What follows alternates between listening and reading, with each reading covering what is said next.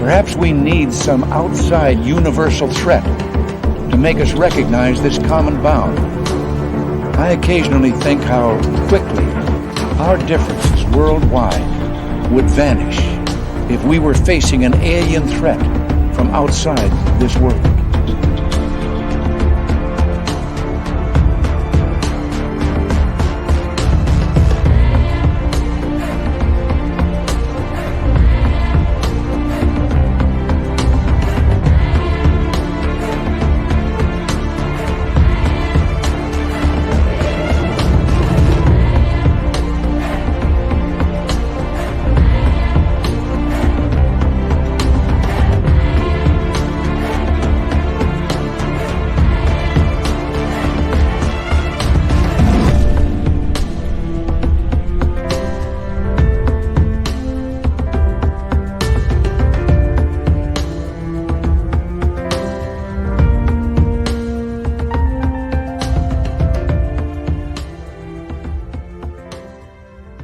Welcome to Spaced Out Radio tonight. My name is Dave Scott. My hair is looking fantastic. So is R Keith Andrews, pork chop sideburns. And we're going to have one hell of a show for you tonight. How y'all doing? As for our fellow Canadians, Thanksgiving is now underway. Yes, it is. So make sure you have a good, safe one. All our Canuck listeners. Hello to all of you out there in Radio Land. Let's start off by saying we got Ann B in the gold medal position, Race Fan with the silver, and Timoth Man and his goatee in the bronze medal position. Sabrina, how are you? Jenny Girl is here. Jenny Girl will be signing autographs after the show. Line up to the left of the studio if you don't mind. To the left of the studio. Karen in the Woo Train, how are you? Mary R., Stephanie Kenny Blankenship. Susie B., how's it going? James Horn, Mr. Sam Sheeran, how's it going? And Eternity Eternal, what is up? Free Your Mind, Lightwalkers, Dino Bravo, Laura Lobbs, Digger Dog, how y'all doing? The lovely Jenny White Bear, Stephen Edmond, we'll see you this weekend. Human Carl is here. Hey, Human Carl, I sent you an email. If you could reply to that, that would be just wonderful if you could. Rain, Susan Alloway, W. David Page, Peppa H, Bellenia, my man, B the Arrow, Kurt M. Thank you for tuning on in. Dewey Cheatham Howe, T-Bone, Bigfoot, Michigan Rob, and Pixie Lara, thank you for joining us. And where are we on the roll call tonight? Let's go to John Corner. How you doing, buddy? What's happening? And where are we here? Scrolling on down, there's Nick Adkins and Rose Brooks. Melissa Nicole, how are you? And let's see here. Bobby Farron, don't worry, be happy. Little Cam on Twitch. Griff, Raymond, how y'all doing? And Skip to Malou, nice to see you. Noble Patrick, always a pleasure. Sweet Donna C, thank you for coming on in. Forrest Louie, thank you for kicking off this Super Chat tonight. The Super Chat is a wonderful way to support what we do on this show on a nightly basis, and Louie always takes care of us. We love you, Louie. Thank you. Chris.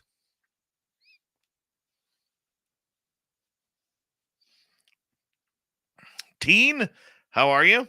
Good to see you. And who else do we have here? Doug Shelby is here.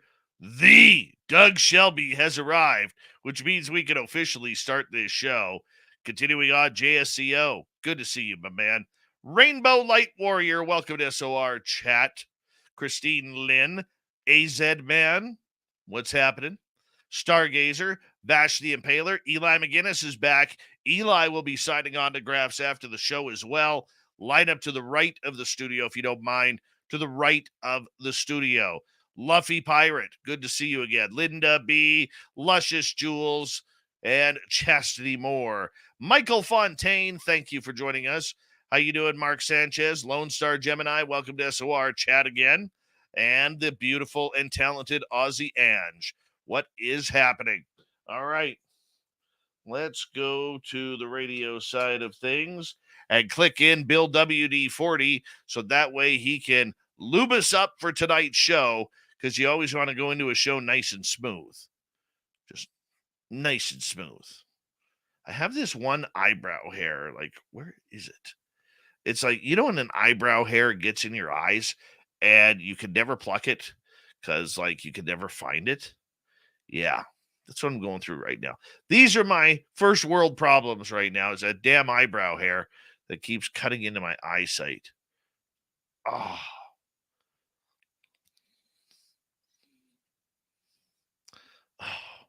What it's like to be beautiful. The problems that I have. Magneticus, how are you? And let's see here. Debster, thank you for the lovely super chat. And welcome back to the show, Debster. All right. Once again, super chat is open. Bill WD40 is in there. Hey, Michael Morris, what's happening, my man? And let's see here. Oh, we're caught up. What the hell? Hey, go to our website, spaceoutradio.com. Do some shopping at our store. Why? Because our swag isn't ugly. Not like other shows and groups and everything. We got nice swag. Here we go. Horns up.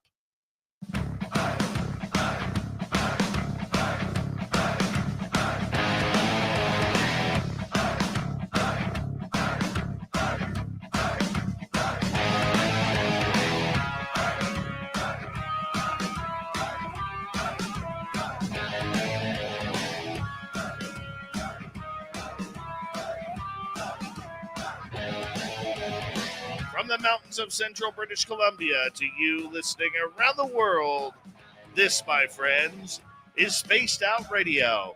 I am your host, Dave Scott, sitting in the captain's chair of SOR headquarters. We welcome you to tonight's show on our terrestrial affiliates around North America, digitally on Odyssey Radio, TalkStream Live, and KPNL. All of our archives are free. Join us at youtube.com/Spaced Out Radio. Do old Navy the favor, hit that subscribe button. You can follow us on Twitter at Spaced Out Radio, Instagram at Spaced Out Radio Show, and on Patreon in the SOR Space Travelers Club. Our website, spacedoutradio.com. We have a plethora of features for you. Rock out to Bumblefoot, read the news wire, check out our swag as well. Tonight's show is brought to you by Jive Charities. Help make the world 10% happier by visiting Jive Charities today. You can find them on our website. It's one of those fun shows that we do near the beginning of each month, as R Keith Andrews and the ET Connection are back, and we will get to Keith momentarily. Then in hour number 3, Steve Stockton will have another spooky story from Among the Missing, followed up by little Timmy Senor and the UFO report. All right, let's get to Keith, shall we? R Keith Andrews is a lifelong experiencer who has literally experienced everything from the paranormal, supernatural, ufological, and extraterrestrial since childbirth. He now helps those who cannot help themselves when it comes to this subject. He helps counsel people understand and get used to the idea that they are in contact, that they are being visited, and sometimes they even go off planet. But tonight we're going to take a little bit of a different turn with Keith because it's Halloween month. So not only are we going to get into aliens with Keith, but we're going to get into everything from witches and warlocks to black-eyed kids to poltergeist activity, paranormal activity, the shadows that walk around your house, and even Keith's beautiful sideburns. We're going to get into everything tonight. R. Keith Andrews, it is always a pleasure to have you on Spaced Out Radio, my man. How are you? Actually, not doing too terribly bad there, Dave, and thanks so much for having me. I cannot believe the number of people in this room already. It is kind of crazy on the YouTube side. It gets that way for you, my man. So it seems, and yet I'm still looking at it going, doesn't make a lot of sense. I'm really not that different from anybody else. Oh, but if you add in the power of those sideburns, I'm telling you. Yeah, for those ones. Believe you me, man. If the radio side could see how beautiful your sideburns were, they'd be tuning into YouTube in no time. We'd have like 200,000 subscribers just like that. Well, that'd be an intriguing experience. I find that, I do find with this number of people, if I'm out and about in a crowd, if I'm not actually working, I don't deal with the crowd well at all. It's just not my cup of tea at the best of times. Oh, I hear you. I do hear you, my friend. And let's get right to it because, we know once the audience gets going, they're going to have a plethora of questions for you tonight. And of course, I'm going to kick things off with the fact that here we are. We're 10 months into the year and it's the spooky month of October, where all of a sudden, all the ghost stories and all the weird, strange stories that people have experienced over their lives that they hide for 11 months of the year come out in conversation in this month. And we're going to hear a little bit of everything. I mean, Keith, one of the biggest debates out there is whether or not everything is connected, whether or not the phenomena is segregated by UFOs and aliens, or cryptids, or ghosts, or near death experiences, or witches and warlocks, and whatever may come of it. But I tend to Right. believe that it is all connected under one mantra that we call the phenomena. Where do you stand on that? Absolutely agree with you. You take all of what you just listed, add to it this funny thing called life, and you've got a reasonably complete picture. It actually makes total logical sense once you start looking at the subquantum magnetic flux. But that's a whole different discussion that we'd have to get into. But it is literally physically all connected. And what about, why do you think people want to segregate everything? Well, everybody, first of all, we got to start with the idea. And when I talk about everybody, I don't mean just humans. I mean every corporeal race and incorporeal race I've run into all desire to be something special, something that stands out. Unfortunately, where it comes to humans, most people have been now taught that you've got to be able to stand out without doing anything. Now do understand every single individual out there is special, is unique in their own way. They've all got their own strengths, but we're taught that if you don't really stand out, I mean, taught from childhood, parents, the pedagogical system, the spiritual side, even in the ufology department, we're all taught you've got to stand out in a certain fashion, right? Which is extremely misleading, in my opinion, but that's what drives people to do it.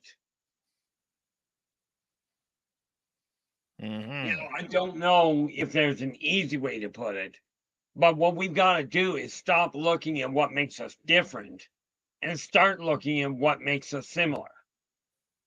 To start building that bridge that we've all essentially decimated. I can see that. I can totally see that, my man. And one of the things that I think is going to be a lot easier to try to solve all of these mysteries if we start finding those connections and what brings everything together. Ultimately correct. But the funny thing there, Dave, is you just hit the nail on the head just as you started off. By acknowledging the fact that it literally is all connected. Because until you accept until you accept the possibility that it's all connected, you're going to have a problem connecting it. So is it just narrow-mindedness or personal belief as to why people don't want to connect them all? Politely put, it's both. Unfortunately, mankind, and I'll stick to the human race doing it and scrap everything else outside. But mankind has been taught and took it hook, line, and sinker that number one, the leaders of the spiritual movement, as in the churches, temples, covens, whatever, and the so-called elites, the people that have money, are the ones that determine what is real. If you don't measure up to their stick, you're not measuring up. And then we're taught you've got to change the big picture instead of being taught take a look at the way your life is.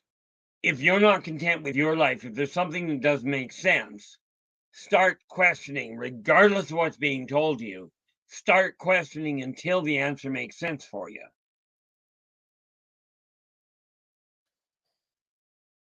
You know, Okay. this whole idea that it should be this way, the second somebody tells me something should be this way inclined, I look at them and go, should doesn't work. That's somebody else's assessment. Now, do understand, I'm on your show, and therefore the rules you lay out and the guidelines you lay out, those are the ones that I do my best to follow. Needless to say, not always successfully.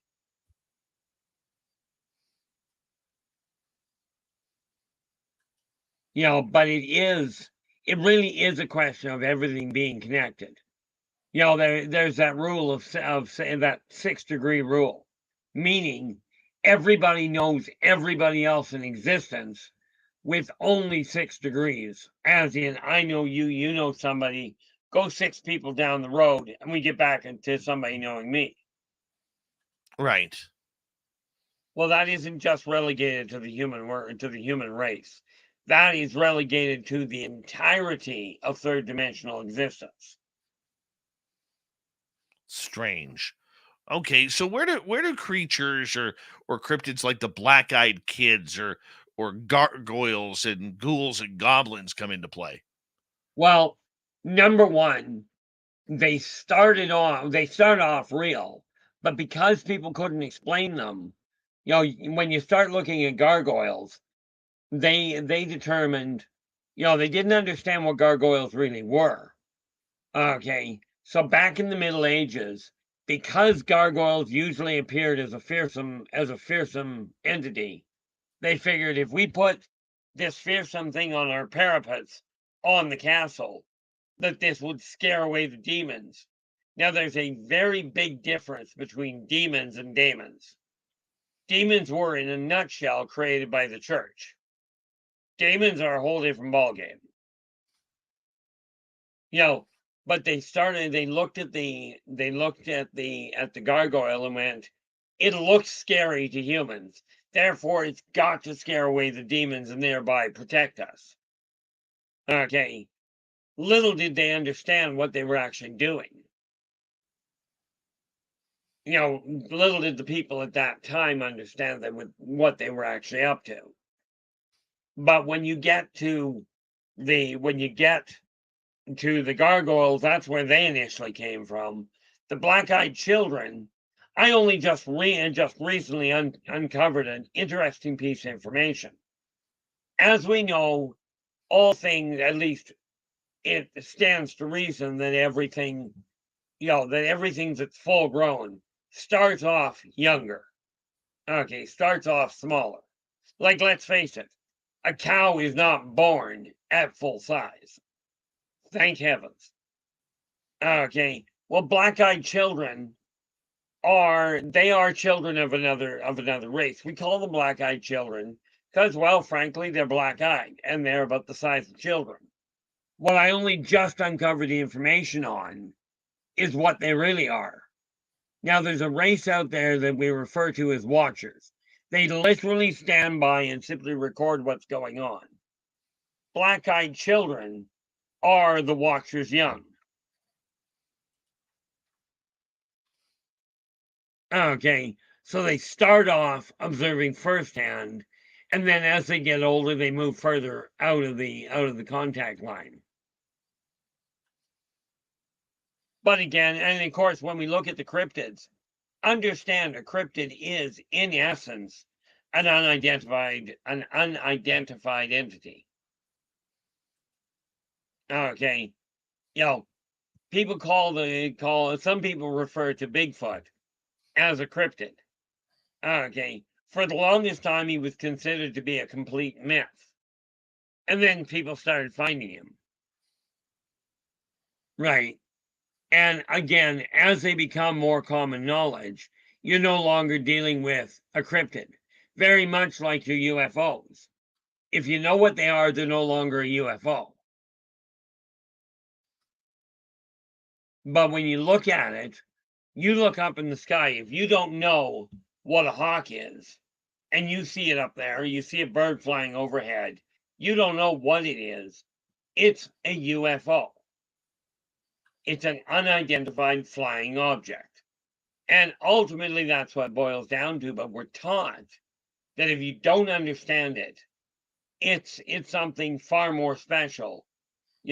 Essentially, as we understand more, you end up with less and less of the mystery, is what we're taught to believe.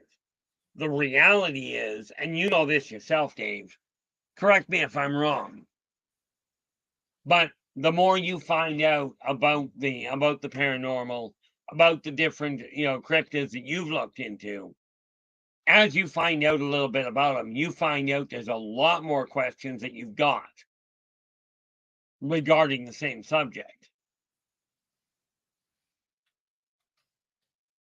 And this is literally the same thing. Like, So I discovered a long time ago. Go ahead. Where does some creature like black-eyed kids come from then?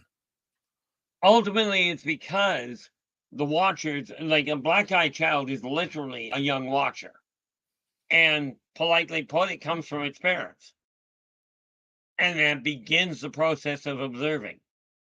But because they're children, they will get a lot closer to people than the actual watchers will. The black-eyed kids will come right up to you and look you up and down.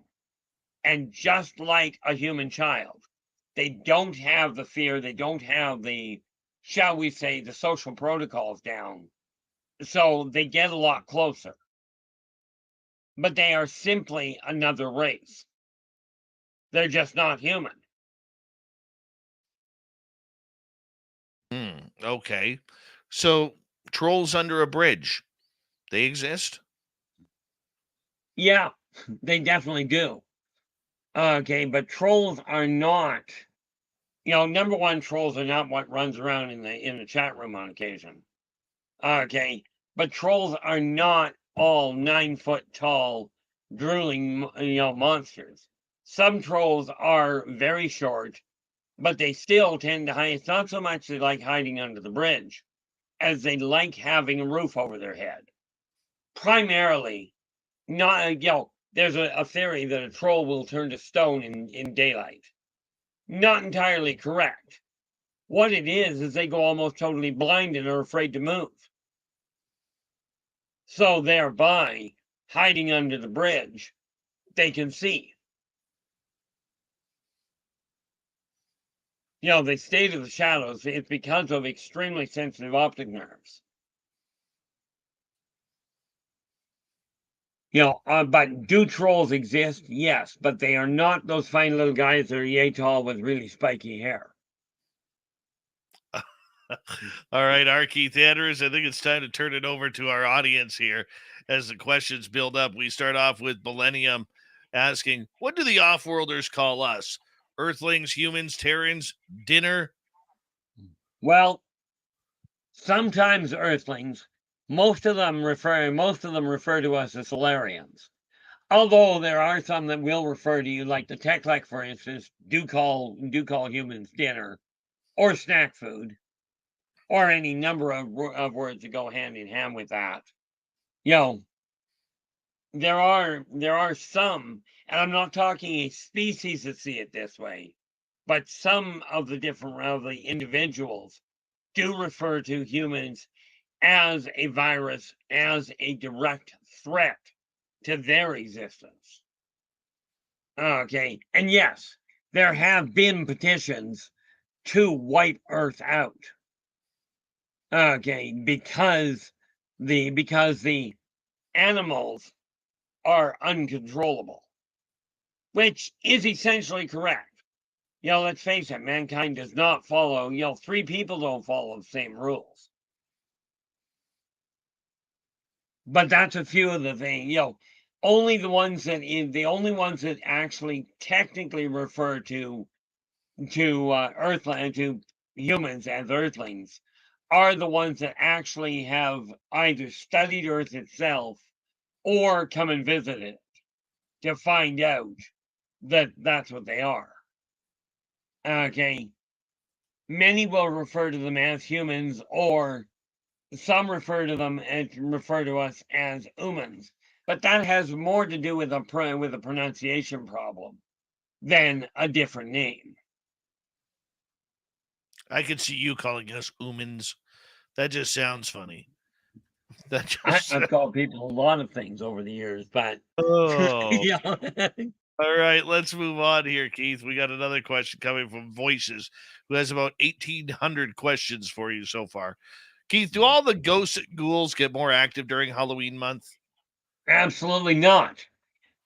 Quite frankly, what happens is people start paying attention more to them. And therefore, some of them do get a little bit more active, a little bit more, shall we say, ambitious, because all of a sudden it's actually tapered down recently, like in the last decade or so. But they used to get a lot more active when people actually went out of their way to dress like ghouls and goblins and the more frightening characters, because then the ghosts and the ghouls would look at it and go, hey, we can fit in now. Now so many people are caught up with the idea of let's make a fairy princess for a costume. Well, ghouls do not look good in a tutu. Okay. All right. I get you there, and I would support that. All right, let's go to Voices again. Keith, which aliens have 4 arms? Well, let's see. The Vulcans have 3.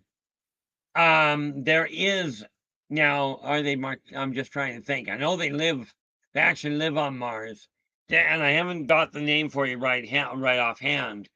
But there is a secondary race that lives on Mars. I believe, and I haven't talked to them recently. I believe they still refer to themselves in general as Martokians. Okay, these guys are instead, they are closer to the 9-foot mark, but that's because essentially they've got a double set of ribs. It's not just 4 arms they've got. They've got an entire set, a dual set of internal organs.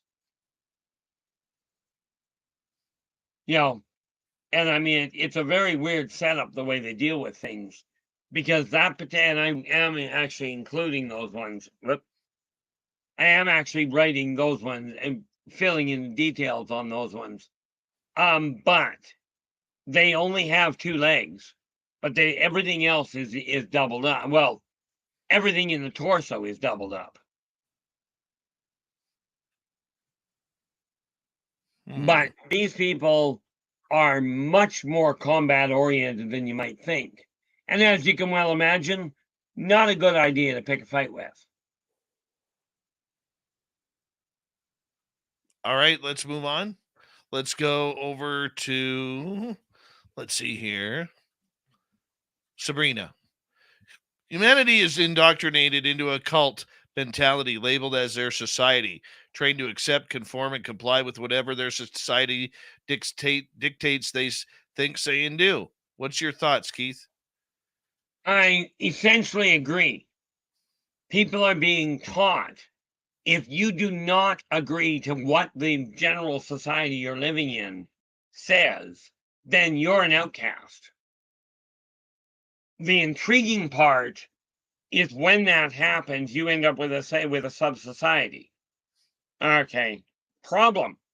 If that sub-society does not set up laws and acceptance levels that are equal for everybody, it too will fracture. And net result, we have what today's society has done.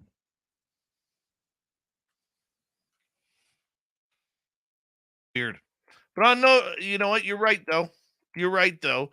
You look at how many people, when one person has a Tesla, they all have to go have Teslas now, or somebody has a new Louis Vuitton bag. Everybody's got to have one. It's just the way society is. Think for yourselves, people, as we get ready for the second half hour of Spaced Out Radio with R Keith Andrews and the ET Connection.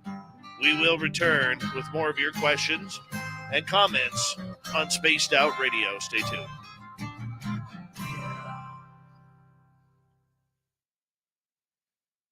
Holy mackerel, did that go by in a hurry? Oh, kidding. I mean, you think about it, and I was looking into it just the other day. The diamond, they say it's a girl's best friend. Right. Mm-hmm. But my understanding is diamonds are one of the most common rocks on the planet. And yet they're one of the most pricey when you try and buy them. That literally boiled down to a marketing genius. Mm-hmm. Mm-hmm. I agree. I agree. So what I else mean, is so let's get the camera close there. Let's give everybody a quick update on the sideburns. Looking beautiful as usual. well, we can safely say that is, that's actually my father's fault. My father had sideburns all the way until about a week before he died.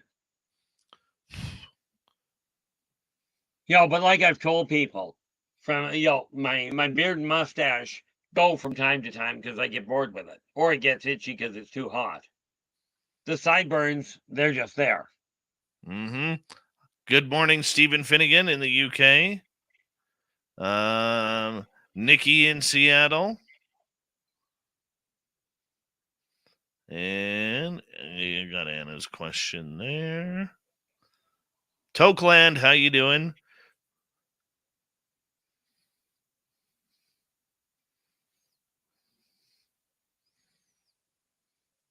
And Joanne, welcome to our chat. She's a big fan of your sideburns right there. Oh, well, thank you very much. Mm-hmm. John Temprine, how you doing? That's just terrible, Ian. Remember, people, there is no charge of inflation on your questions here. There is no carbon tax on your questions. So just fire them away. We'll get them to Keith. Nina Williams, how are you?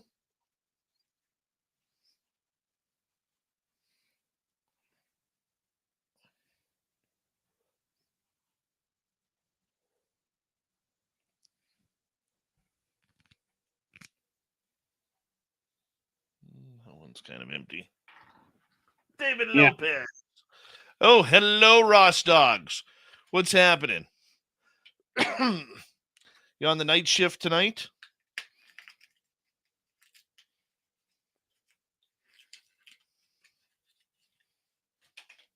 Where's the rest of your crew?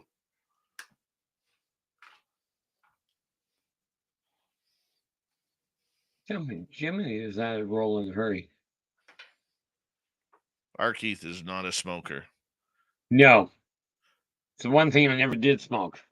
Or a midnight toker. Nope. He is a joker, though.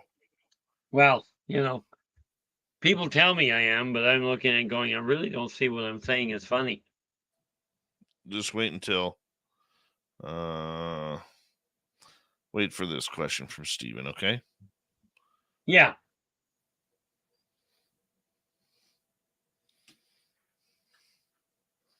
Toothbrush, what's happening?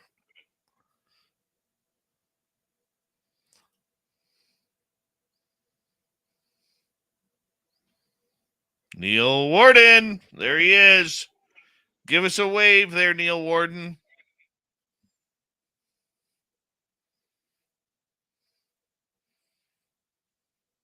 I prefer the Gangster of Love picks. But Space Cowboy does work well. It kind of suits the mood. Big thank you tonight to Louie, Debster, Pam H., and Steven for the super chats. Very much appreciate the love and support. Thank you to everybody who has hit subscribe, rang that bell this week, tonight, this month. Shut up, Captain Dave. Damn, I thought I had a sweet way to get Torino paid for. So, piss away. Hey, dude, of course. I didn't say anything, man. I didn't say anything.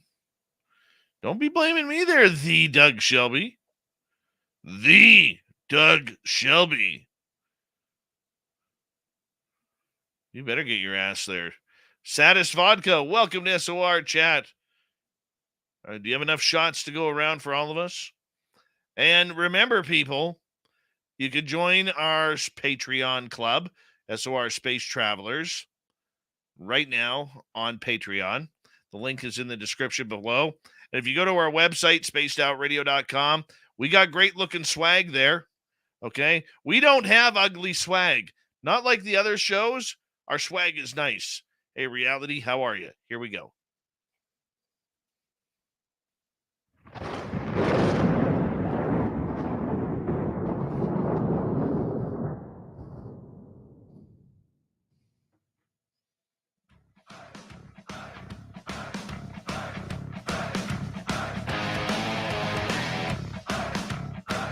Here we go with the second half hour of Spaced Out Radio tonight. My name is Dave Scott. What's happening out there in the world? Want to remind you that if you've missed portions of this show or others, check out our free archives at youtube.com/Spaced Out Radio. You do old Davey the favor, hit that subscribe button. Our website, spacedoutradio.com. We have a plethora of features for you. Rock out to Bumblefoot, read the news wire, check out our swag. Follow us on Twitter at Spaced Out Radio, Instagram at Spaced Out Radio Show, and join us on Patreon in the Space Travelers Club. Yeah, that's the SOR, Space Travelers Club. I'm all over the place. You know what, Keith? I'm going to be honest with you. I am on salt overload right now. I am so thirsty. My lips are sticking together. Don't like when that happens. Also This is what, you know what? I pigged out tonight. I literally went hog wild tonight. There's a gourmet burger shack in town called GBR. Okay. They're called the Great Revolutionary Burger. Or pardon me, Great Burger Revolution. It sounds almost like the Mac 3 down here. Decades back. Sorry. It's Gourmet Burger Revolution. And they're fantastic burgers. Okay, like fresh patties cooked right in front of you. Well, my eyes were bigger than my stomach. I pounded back 2 of them burgers. Okay, then I went full frontal on the poutine. Okay, I am stuffed. I never eat that much, but I went absolutely stupid crazy tonight, and now I'm bloated, and I'm drinking a ton of water because I'm thirsty. I'm like all over the place right now, man. All over the place. Well, there you go. You get used to it after a while. I'm telling you, it's not a good night for Dave. Not a good night at all. All right, let's. You can play with it a little. I just know I'm probably going to get up about 7 times overnight, having to go to the bathroom because of all the water I'm drinking. All right, let's continue on here. Let's go to Stephen in the UK. Keith, do you consider yourself human, as you've always referenced humans as you or they? I let other people decide on that. What I do know is it is literally physically impossible for me to think like other people. My healing rate, the doctors can't even begin to kind of connect with. And there's so many anomalies. Somebody else gets to figure out what the classification is, because I'm not going back to the my labs for them to figure it out.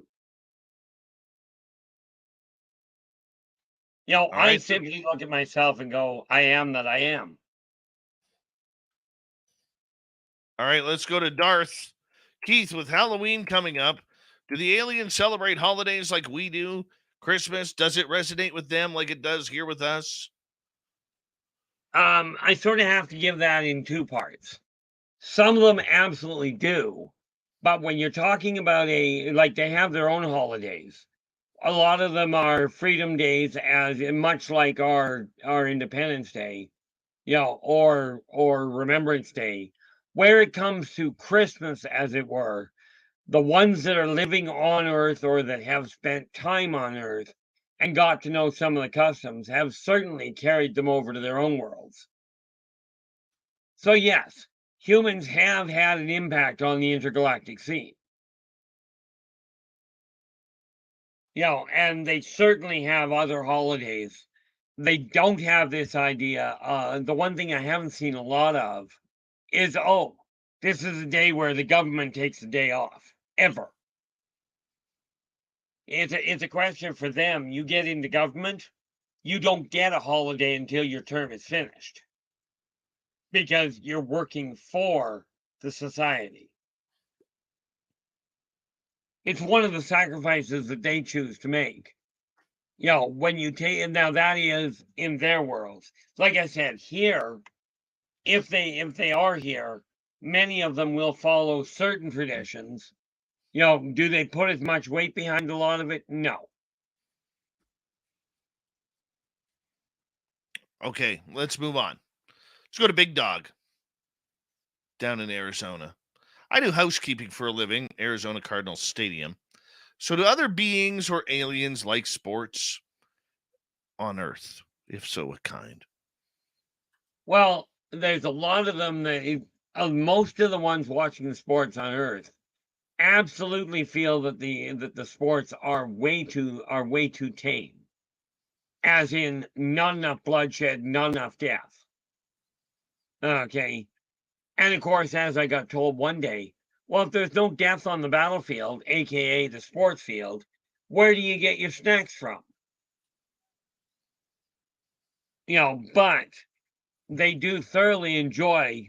They thoroughly enjoy what amounts to three-dimensional wall ball. Okay, where it comes to the racing, to things like your car racing, they love those, but they want them with the demolition, because most of the people watching the sports, and I'm referring to whatever race, most of them look at it going, it's exciting, but it needs to have a little bit more action to it. So yeah, there are a lot that enjoy sports. There are a lot they've got a game, and I forget right off the top of my head what the name of it is, but I do have it written down, where they have a game of chess that is a live action chess game. Very much along the same idea as what football would be. Okay, you got two teams, they're going up against each other.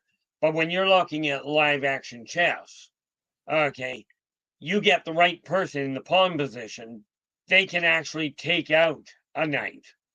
Okay. Or they can take out, they can take out another bishop. When you just have to get in the right position.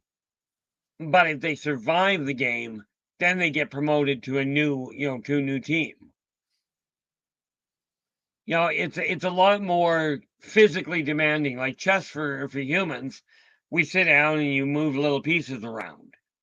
When you're talking about live action chess, about the triphasic, the reason it's called that, by the way, is because you can put a player into a phase hold where they can't do anything, but you also can't remove them for a number of turns. Sounds like fun. Well, let's face it, it's not for the weak of heart. Okay, let's continue on here. Let's go to another question. And this one comes from, let's go to voices. Keith, can reptilians speak plain English? I don't think humans can speak plain English. They have one heck of an accent, and many of them have a massive lisp. But yes, they can speak. They can speak. Whether it's English, German, French, depends on where they are. But yes, some of them do speak Terran languages, and they are certainly capable of learning.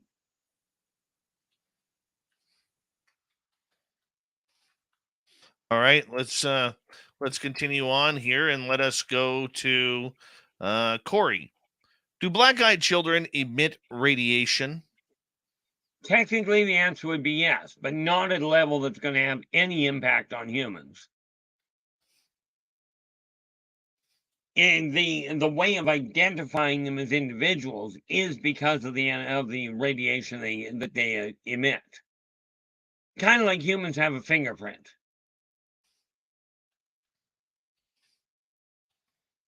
All right. Now, can that radiation hurt humans? No, and this is why I said it has no viable bearing on humans. Even on the minimal level, it doesn't do anything. So do you need to fear them from that standpoint, or from any standpoint for that matter? No. Do understand, humans give off a magnetic signature. And all the black-eyed children do is they give off a radionic one instead of just a magnetic one.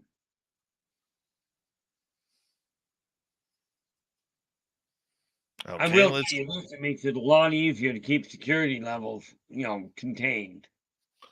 sure. All right, Keith.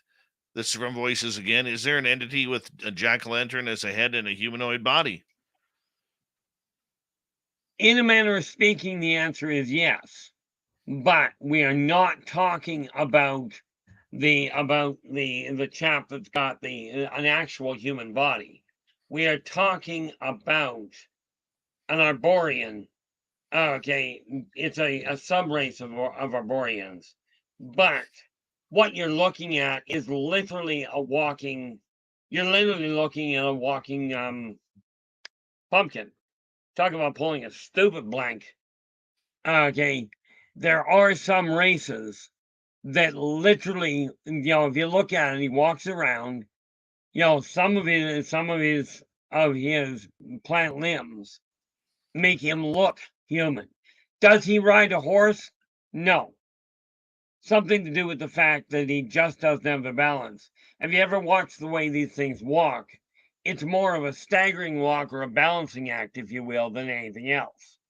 So what's happened is somebody saw one of these things and turned it into a horror story from, that is just something bizarre.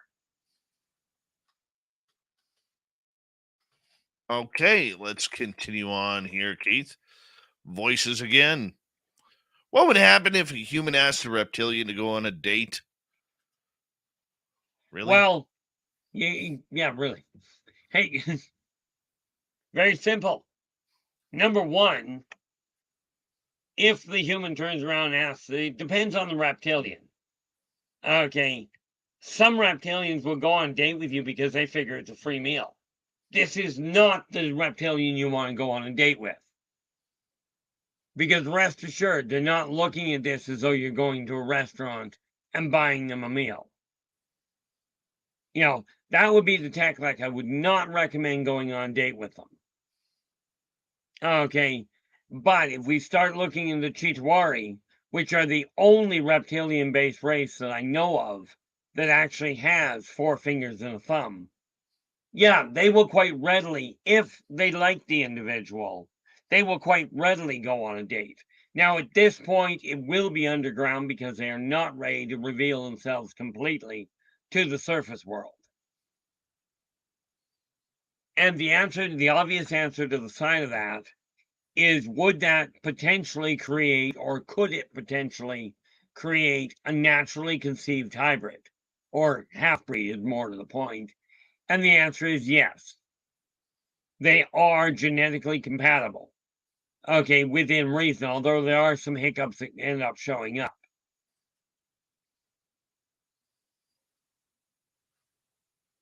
Okay, let's go to Rose. Keith, when will the visiting of these beings begin? I thought it already had. Roughly speaking, about 100 billion or about 100 million years ago, maybe a little longer. It's been going on forever, essentially. As far as human races go, it's been going on since way before the dawn of the dinosaurs. You got to remember, humans are not the center of this world, and they are not the only beings that have been here. So these off-worlders have been coming here since the planet was first built. Actually, since it was first even started to be built, before it had a true solid form. Now, presumably, I presume that Rose is actually asking when are they going to make them known to the general public. And that, as near as I understand, has essentially already been done. Okay, when I did my last looking into it, globally, well, from the States alone, apparently 62% of people believe that aliens are already here. And if you take that and extrapolate around the world, when you've got 62% of the general populace accepting that aliens are real, we have full disclosure. It's already happened. We don't require a government to come out and say, hey, it's real. It's like we don't require a government to come out and say, or some well-educated individual coming out and saying, hey, just so you're aware, if you step off the 14th floor, gravity is going to make a mess of your body. You know, the fall won't kill you, but that sudden stop at the baseline will. You know, so they have been around pretty much forever. All right, let's go to Cat the Kit. What's the alien vacation spot to visit here on Earth for the aliens? Depends on I mean, again, we have this problem of it being such a wide array. Some of them like going to the swamps. Some of them like going up to literally the top of Mount Everest. Okay. Or into the deepest, darkest parts of Africa. You know, it really depends on the individual. You know, I know of a number that actually like going swimming at the bottom of the Marianas Trench, which, by the way, is a complete civilization. But mankind's going to be a while getting there. Mm-hmm. Yeah, you never want to be having trouble getting there. All right, Darth again, Keith. Phil Schneider talked about the alien firefight with soldiers at the Dulce, New Mexico base. Do you have any knowledge about what occurred there, if it even did? Man, we haven't talked about Phil Schneider in years, man. Years. I don't even know the man, but I know the fight.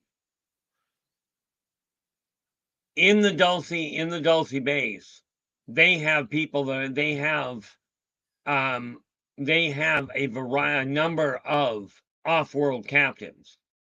This was a small group of people, of off-worlders, that were trying to get them back. Okay, because yes, Dulce does have a dampening field that stops the amount of relocation that would normally be used to retrieve them. You know, that's what that boiled down to. Now, what the body count was, I got no idea on that one. But I do know there's been a few attempts at retrieving captive off-worlders. Okay. Thankfully, there is a standing order. They cannot do this on force, like en masse. Otherwise, we wouldn't have any captive off-worlders on the planet at all. Because they'd simply turn the planet and turn the mountain upside down to get at it. I mean, you think about it. There's a cute little race called Archons that literally could come down if they were permitted. Could come down, grab hold of the mountain that Dulce is in, grab the mountain, and only using two hands, well, we'll call them hands, turn the whole mountain upside down to go after what's inside. But they have been forbidden to do this. Bear in mind, the Archon are bigger than the planet, making getting in the small ones getting down here wouldn't be a big problem.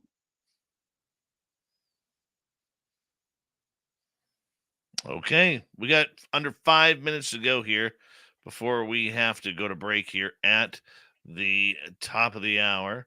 R Keith Andrews, here comes Blue Cruise's question. Are there ogre aliens, ETs, similar in appearance to the Dungeons and Dragons character? Basically, what you're talking about is the Anunnaki. So I guess the answer would be yes. The Anunnaki come in many, many different races, just like humans come in many different races. The Anunnaki are what you would consider ogres or giants. Okay, and yes, they come in that many varieties. To me, I've always looked at what Gary Gygax, or more to the point, what Arneson and Hardicane did before Gary Gygax came along. And somebody in there had some real solid contact, because a lot of what you see there are literal renditions of races that are either literally from Earth or from another planet, depending on which animal we're referring to.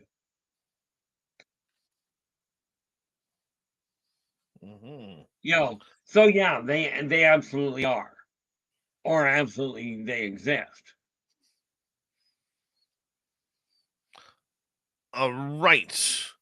Let's continue on with Anna. Do you agree, Keith, most aliens seen are from our Earth and not outer space? That really is a flip of the coin. Would I say most of them? Quite probably, because a lot of the ones that you see in the woods are from here. They are what I term as ancient races, which means they evolved here. But when you start looking at the ships that are traveling around, most of those are off-world. They are not from Earth. And yes, humans have reverse engineered, not to the level that they would like.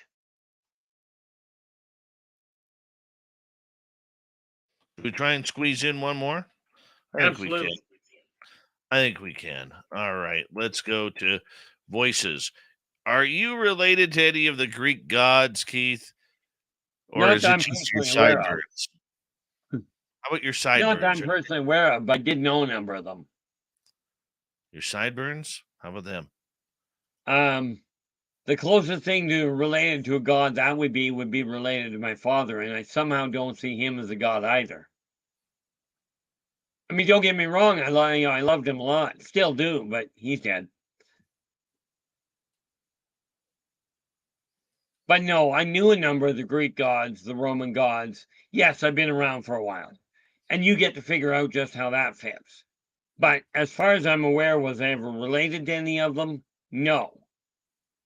I did, however, set a few of them off. Or was that flip them off?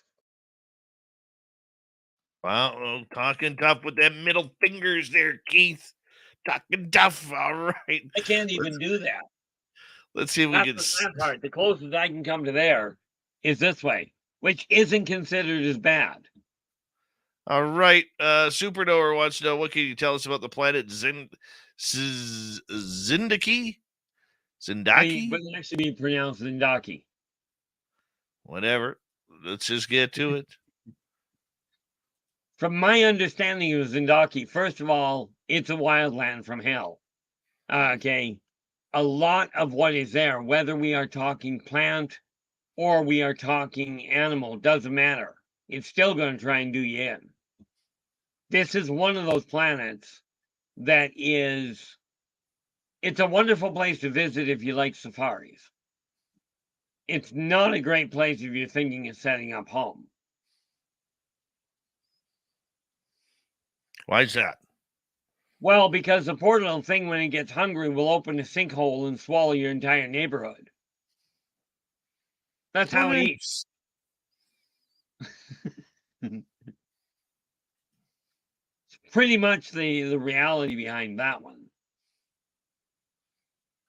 But Zindaki is not in our astronomical area. All right, Keith, hold on right there. Hold them sideburns.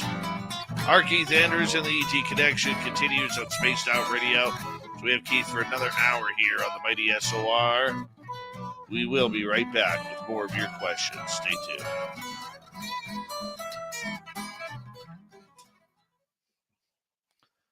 Doing well tonight, man. Good questions.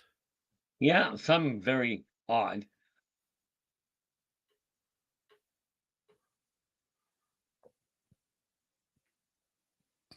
Mm-hmm. Get a kick out of the night gaze that goes, how come Dave has horns? Dave has horns?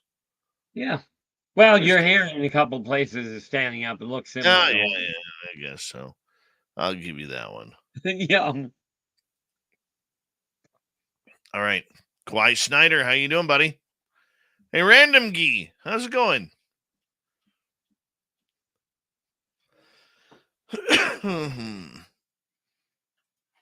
All right, Keith, do you want to hang out in the chat room, or you want me to put you in the green room while I quickly run out? Oh, I'm not running off anywhere. All right, you hang No, out with the any chat. of the questions that show up, I will not bother answering. Those are your department. Yeah, don't ask Keith any questions that I'm gonna ask.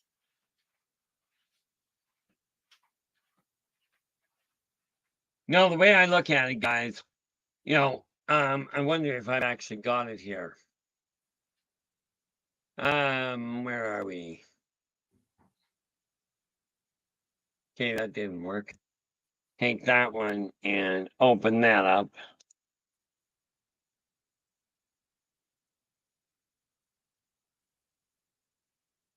And that opens, so I get it over here. But see, the thing is, people keep asking me, like I was on my own live stream today, and I had 3 people during the live stream ask if I was coming back on here tonight. And the reality is, I've been on Spaced Out Radio the first Friday of every month for over 8 years now. And honestly, I've got no interest in shutting it down. I know some of the questions you guys ask, you want the inside scoop, or at least that's the way it comes across. I ended up with an interesting little complication today. Somebody accused me of being insincere, and in my opinion, worse, accused me of being a troll. Now, I'm a lot of things: outspoken, opinionated, shall we say a little short-tempered in certain areas, certainly. But the reality is, and because of the requests I got handed to me over the years, I finally decided to step out of the shadows altogether. And all I can do, because I don't research anything, just before somebody comes out with the question of, well, have you researched this? I don't research much of anything at all. Okay, so what I'm talking about are literally the experiences I personally go on, that I personally have lived through. And it's up to other people to decide whether that makes sense.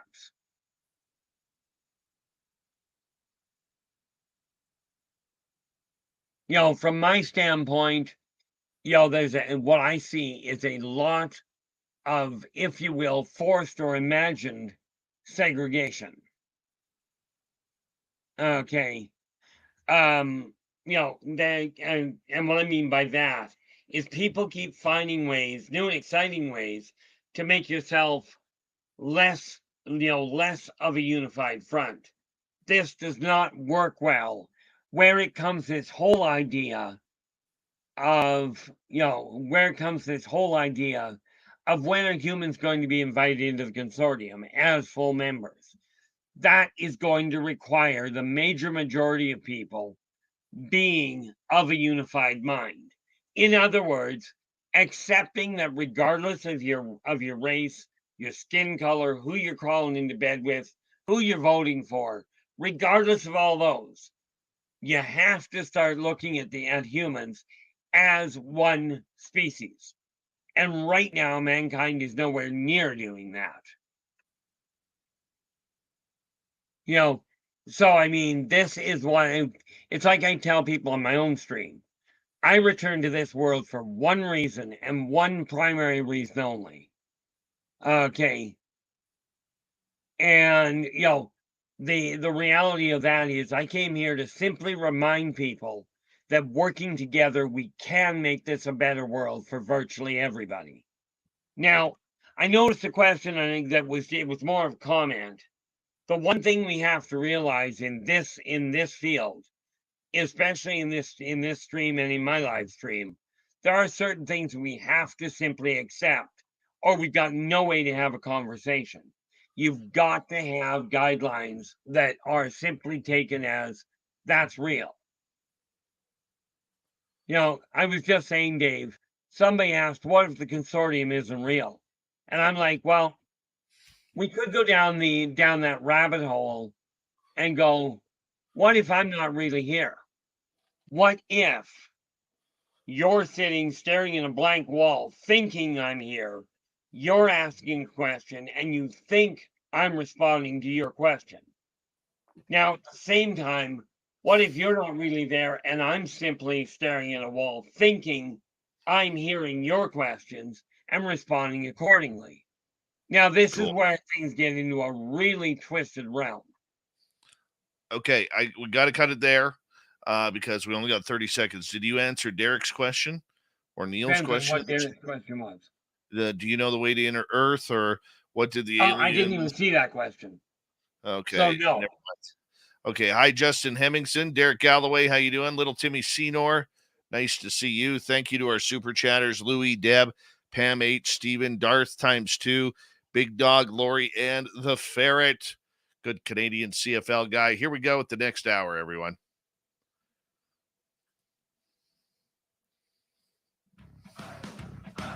You're listening to Spaced Out Radio with Dave Scott. Follow Dave on Twitter at Spaced Out Radio and on Facebook, Spaced Out Radio Show. Here we go with hour number 2 of Spaced Out Radio tonight. My name is Dave Scott. Very much appreciate earning your listening ears wherever you are on this beautiful planet we call Earth. Hello to everyone listening in on our terrestrial affiliates around North America, digitally on Odyssey Radio, TalkStream Live, and KPNL. All of our archives are free. Join us at youtube.com/Spaced Out Radio. Do old Davey the favor, hit that subscribe button. The Desert Clam has set the password for tonight in the SOR Space Travelers Club. Yakko. Yakko is your password. Use it wisely, Space Travelers, as the Clam sets the password each and every night right here on Spaced Out Radio. Our website, spacedoutradio.com. We have a plethora of features for you. Rock out to Bumblefoot, read the news wire, check out our swag as well. Follow us on Twitter at Spaced Out Radio, Instagram at Spaced Out Radio Show, and you can join us on Patreon in the SOR Space Travelers Club. Here we go, second hour with R Keith Andrews and the ET Connection. Lots of questions from our audience, Keith. It's great to have you back, my man. Well, it's great to be here. I tell you, if it weren't for the questions, we wouldn't have half the show. Oh, I hear you.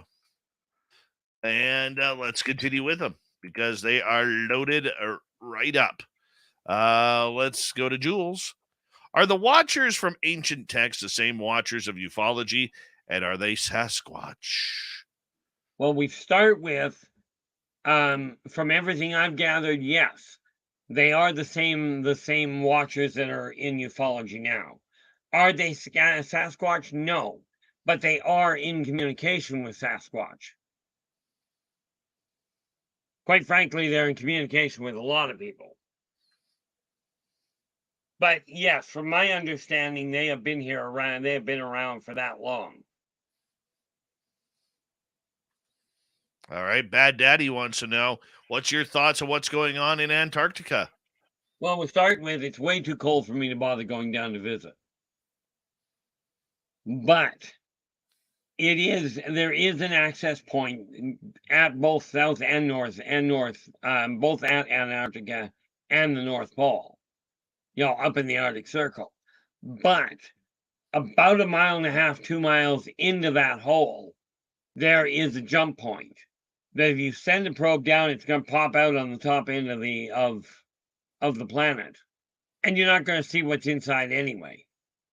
It's very well protected down there, and modern technology hasn't got a prayer of overriding what they've got. But a lot of wonderful people live in that in what you call inner Earth. Anna would like to know, can you talk about what the aliens eat besides us humans? You know, it depends again on the race. But I am so glad you put it that way. Some are vegetarian. There are some that literally, like the Wara, for instance, or not the Wara, the Korlock. Okay, they will literally eat anything they can wrap around. Now, understand, the Korlock has no physical form to speak of. In easiest places, in the easiest way of looking at it, if you look back at the 1950s horror movie, The Blob, there you have a very enlarged Korlock. The average Korlock is only 160 pounds-ish, but they are complete metamorphs. You have some that are vegetarians. The Singinan they will only, or more to the point, can only metabolize red blood. They cannot metabolize anything else. Now, of course, some of the hybrids can, but that's another issue. You need, and yes, some of them have preferences, have food preferences just like humans do. It just depends on who you're talking about. Most of the reptilians, of the reptilian appearing ones, are literally, they are carnivorous based. Most of those will eat their food live. All right, let's go to the next one. Let's head off to, let's see here, Millennium. Some say that the ETs are not currently physically here because the recent coronal mass ejections cause havoc on their craft. Are they all hiding behind Jupiter? Well, first of all, if it was based on the coronal mass, ejections, they couldn't be there either. That said, I won't argue with what some people are saying. Okay, there's no doubt that some people are saying that. Personally, from what I've seen, yeah, we can safely say they're still here and still quite active in their behavior. Although the person is correct that coronal mass ejections do cause havoc with their electronics. Even with their level of technology, it still plays havoc. But not to the point that they're in hiding. Because what we got to remember is those coronal ejections that you're watching, that you're reading about, have a subquantum component that passes right through solid and stellar material. Which means there is no hiding behind Jupiter or any other planet. If that makes any sense. All right, let's continue on here, brother. Ian in the UK, good morning to you. Keith, why is there not so many landing craft stories these days?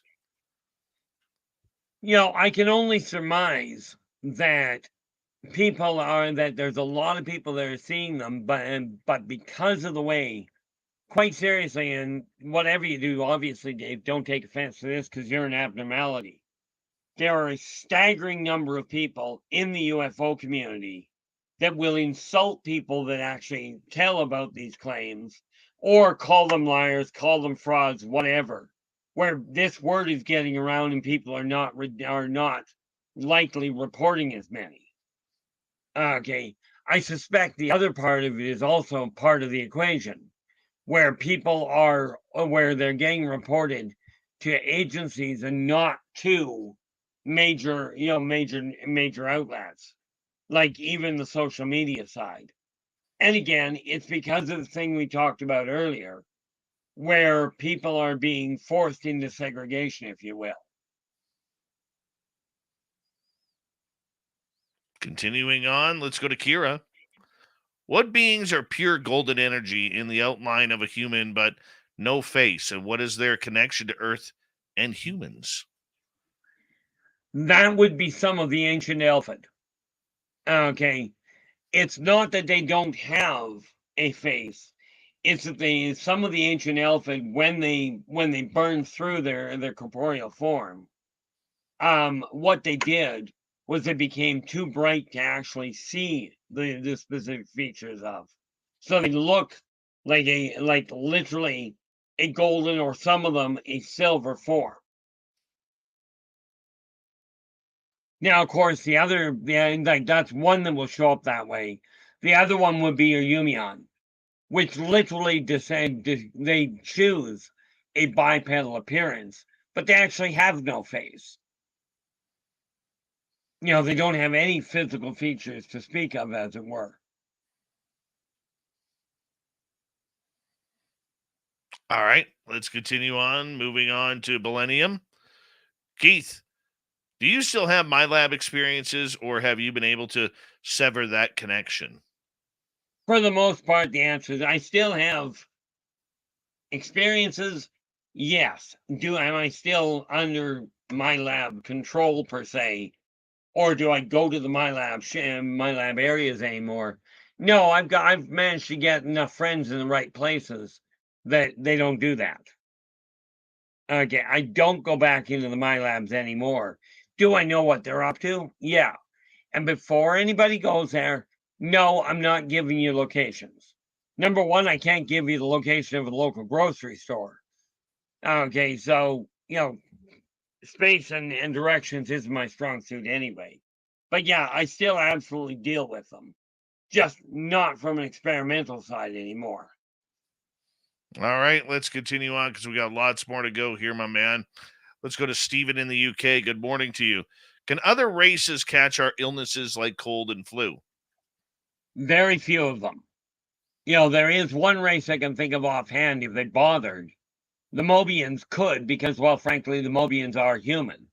They're just far more spiritually advanced, and therefore don't bother with the illness. But very few humans, or very few, off-worlders can contract a human illness, period, because it's not the same physiology. It's kind of like a human cannot catch they call it the avian flu. I have no idea why. It's certainly not. They call it an avian flu because it affects birds, but it's not just targeting them. You got to remember, we're talking about alien physiology, which is not even Terran based in most cases, and therefore Terran based diseases won't grab hold.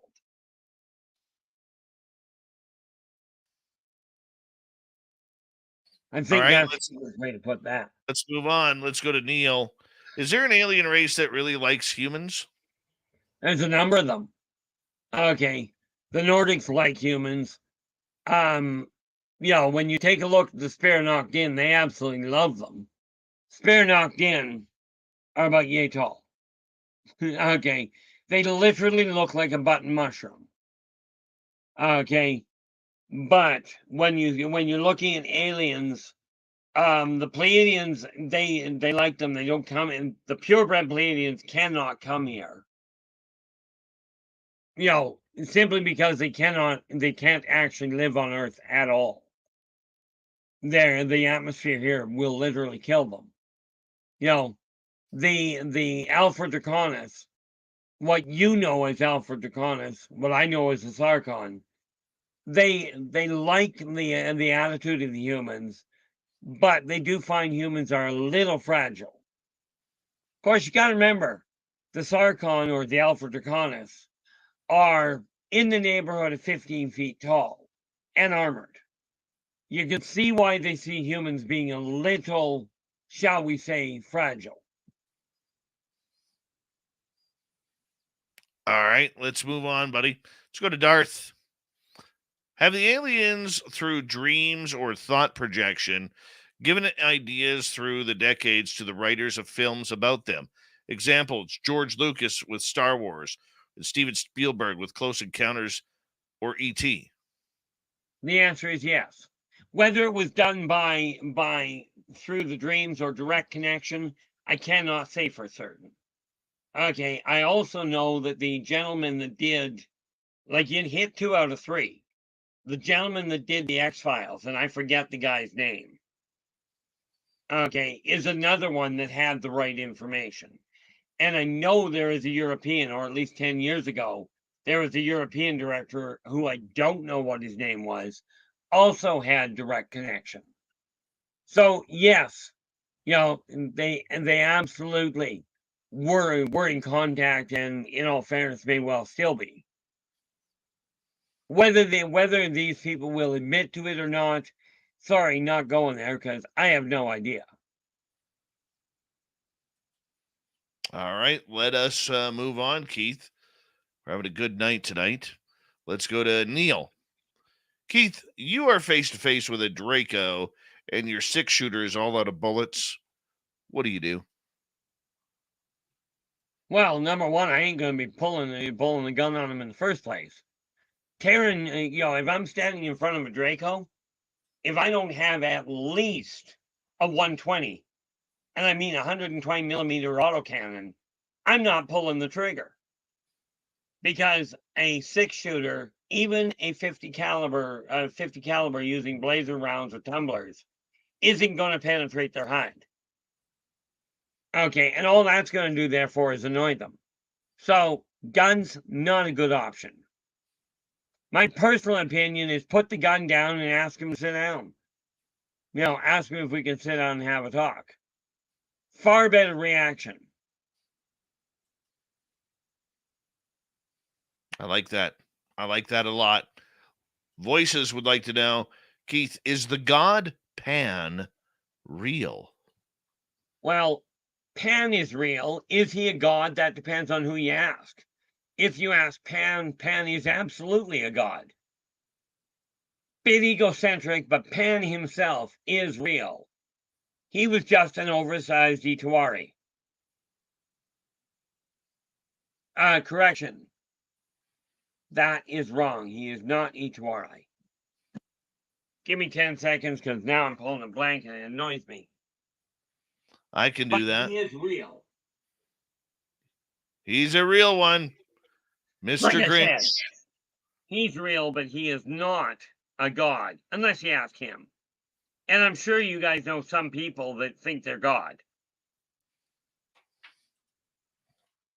I am just looking for literally, because I'm drawing an absolute blank on the name I'm looking for.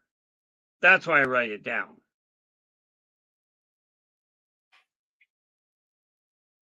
That's why you got a book out. Seemed reasonable to me. All right, let's continue on, Keith. Absolutely. Have you been able to find it, or do you want to pause on that one and take another question while we're keep on going with the question? I end up scanning over things. So go ahead, and I will give him the answer to this, or her, as soon as I track it down. I got you. I got you covered on that one. Let's go to AZ, man. Why are they, the aliens, interested in our military? Because it's primitive. And from a xeno-socioeconomic standpoint, looking at the human military tells where the human mindset is, and whether they're actually interested in a war, or if they're just playing they're just playing at it. Ultimately, that's what it boils down to. It's the historians that are interested in where mankind's military has gotten to. Or they just want to be prepared in case we do something stupid and shoot first and ask questions later. The stupid part is mankind going, we're going to have a global nuclear war. And then they just look at it and go, well, we're just going to kill the nuclear war part of it off. You can have your bombs, you can blow up your neighborhoods, but you're not killing the planet. Ultimately, that's what you're looking at there. Ian in the UK wants to know, what race do you think the mummies from Peru are? We're talking about the newest one. I'm actually looking into that. I know the ones you're talking about. I was sent the pictures. Are they real? The answer is, in my opinion, absolutely. I know the race itself is.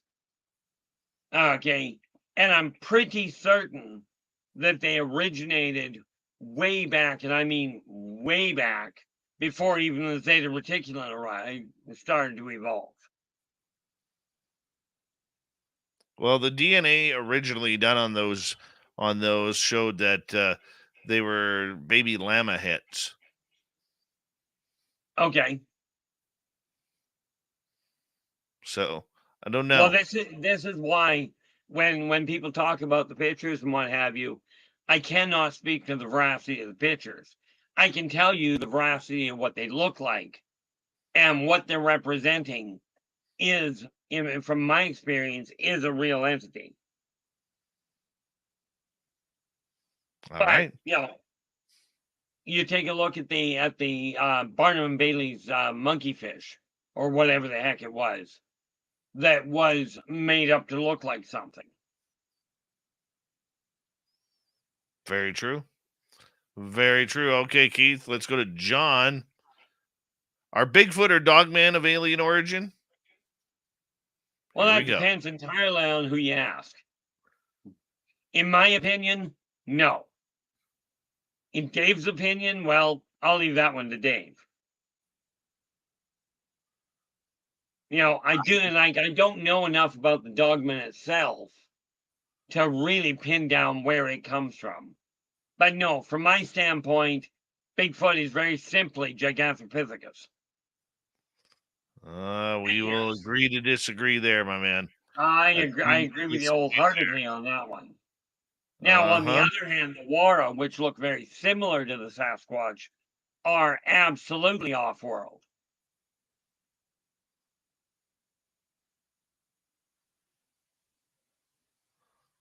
All right, let's go to Dirt Road. Are the Nephilim stories real then? 3,600-year orbit. I think they're due back any time. Well, technically the answer is yes. Okay, but do understand something. That 3,600-year circle, first of all, is not a planetoid. It's a ship. And does it come back into orbit into this area? Yes. But you got to look at the, if you will, what I call corroborating evidence. Okay. Now, the Nephilim itself boils down to the gods. Okay.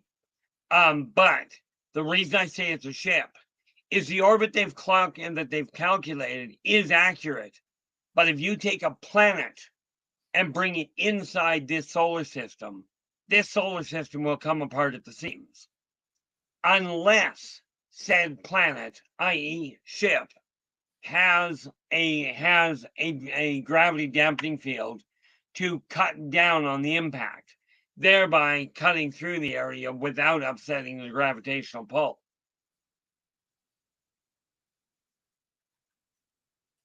"90 seconds. Let's go to Neil.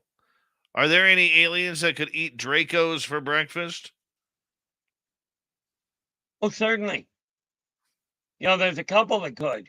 Not the least of which would be the Caboran. Bear in mind, the Caboran is literally a planet. Okay, they are big enough to eat a Draco without even blinking. There are also other critters that make the Draco look small. Some of the Anunnaki are twice the size of a Draco. Okay, of what you would call Draco, what you would call Alpha Draconis, but what I call Sargon. Okay, they aren't the biggest, they aren't the meanest, but they are debatably the most arrogant.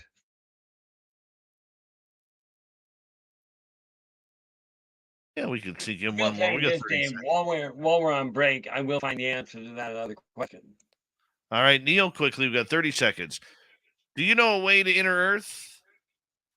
Yeah, a number of ways. Can I take anybody there? No. Before you go there. But quite seriously, you literally enter, most of the easiest way is through either the North or the South Pole. But again, if you're not known, the odds are they're going to pop you out the other side. And rest assured, their security procedures are a lot better than what humans have. And on that note, we have R Keith Andrews and the ET Connection here for another 30 minutes here on Spaced Out Radio. We got a ton of questions we're going to have to burn through in the next half hour from audience members just like you. You got to be on YouTube in order to get those questions in. Spaced Out Radio continues with the second half right after this.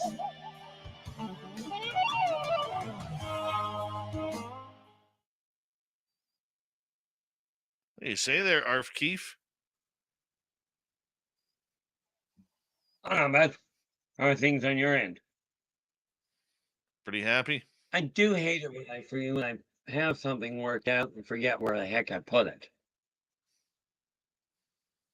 Oh, yeah? Oh, yeah, it's not book one. It's got to be in book two. The answer to said question. So I'm just looking for it right now. I figure I've got the extra screen here, which is what I'm looking up here for. Volume 2. Hopefully that will have it.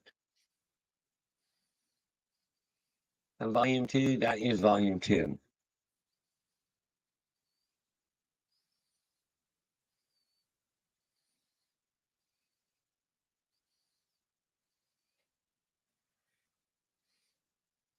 I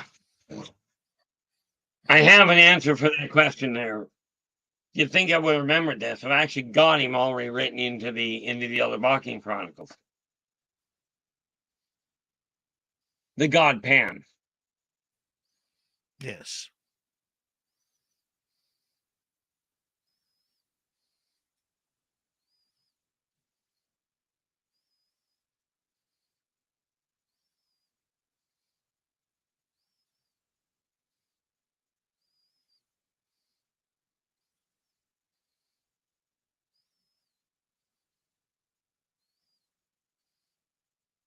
Yeah, I'm just ignoring that. Yeah.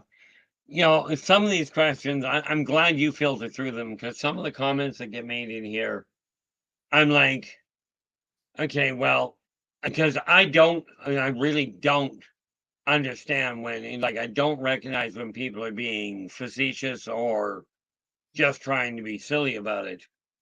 So I look at these questions going, okay, you asked the question, here's the answer. You don't have to like it. But there's a lot of the questions, and I run into the problem in my own stream. Where somebody will make a comment and I'm looking at it going, well, that's what you asked. And then they'll start looking for a way to deny it or what have you. I'm thinking, I'm not here to prove it. And quite frankly, I really don't have the ability to prove a lot of it.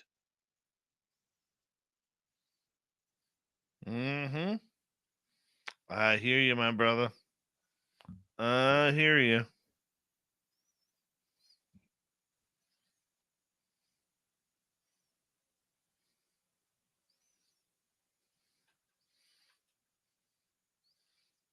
But I do know I'm of the opinion that, like I look at what you do and go, yeah, you have so much of a better grip on the way things go and how to separate those. Probably a lot of it has to do with experience. I thought you're just a whole heck of a sight brighter than I am, which, frankly, wouldn't surprise me. Hey, I feed off your sideburns. That's all I'm going to say. I feed off your sideburns. Well, I chalk those up to my connection to Dad. Dad had them all his life until last week before he passed. Oh, Vanessa Love V Love. Amazing. You're not blocked. Who would have thought? Who would have thought? My tummy right now, it's relaxing. I'm digesting. And I know better for next time. Shame on me. Shame on me. Oh, how bad of me. That's just terrible. Yeah, but what the heck?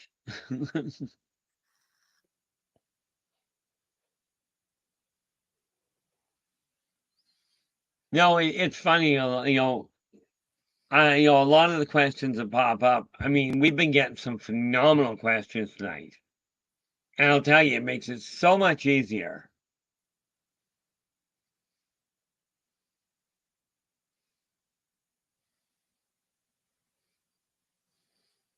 All right, Keith, I want to quickly say thank you to Darth with a hat trick of super chats.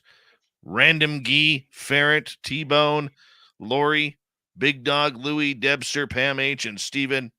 Thank you for the love, everybody. And don't forget you can do some shopping at our Spaced Out Radio store. We do not have ugly swag. Unlike other groups out there, other channels, we do not have ugly swag. Go check it out and grab yourself some today. And don't forget, for as low as $5 a month, you can join the SOR Space Travelers Club on Patreon. The link is down below in the description of the show. Yes, Kira, I know. I'm already feeling guilty about the double burger and poutine. Okay? Feeling guilty. Not really. Not really.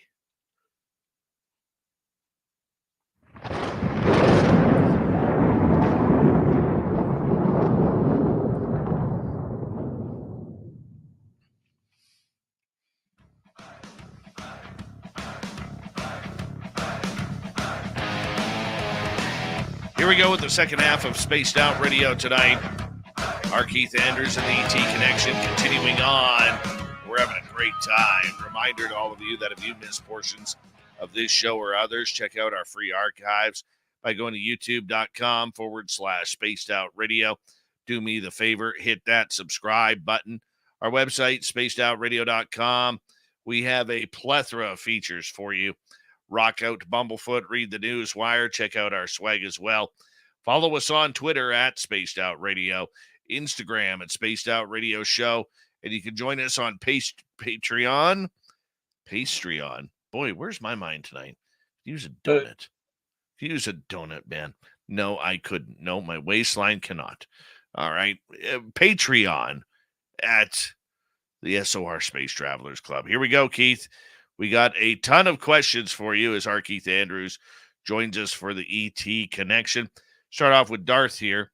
With the meeting with Eisenhower, and I could be wrong, but the Nordics and Greys at Holloman Air Force Base, where any alien race, or were any alien race furious at the group's meeting with Eisenhower?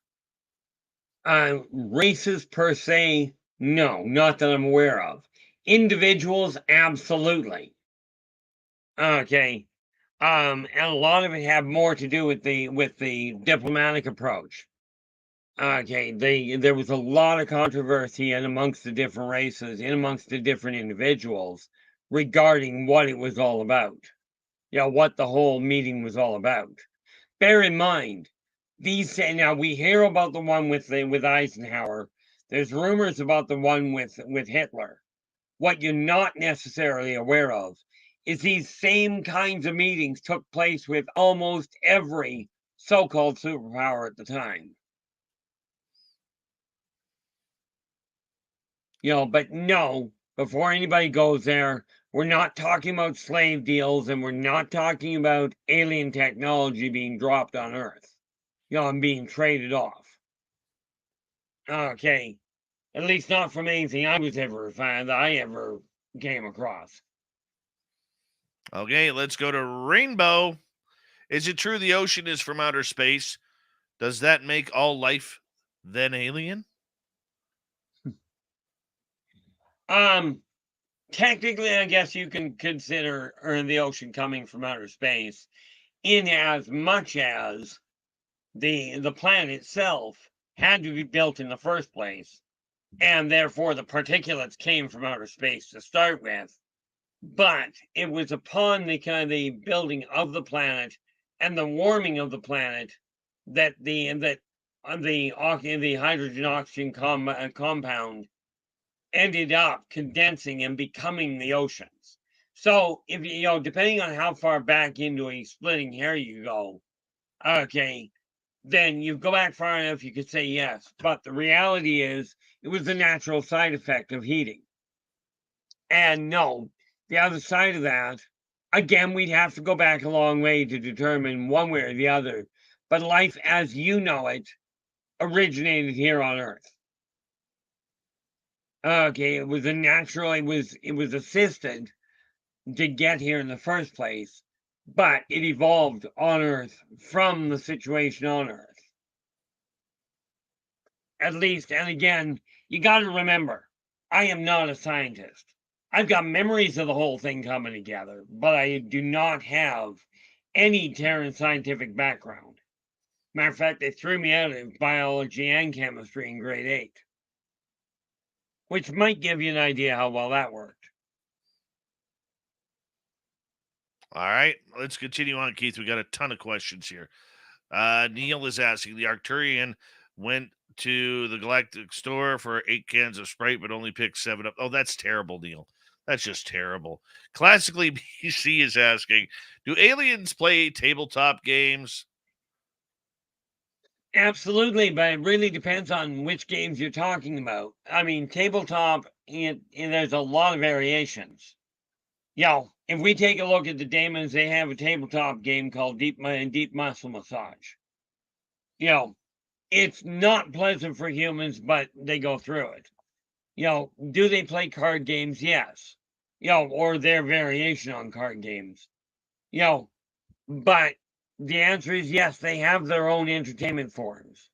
They either have your normal passive play, table games, or they've got sports that they will play.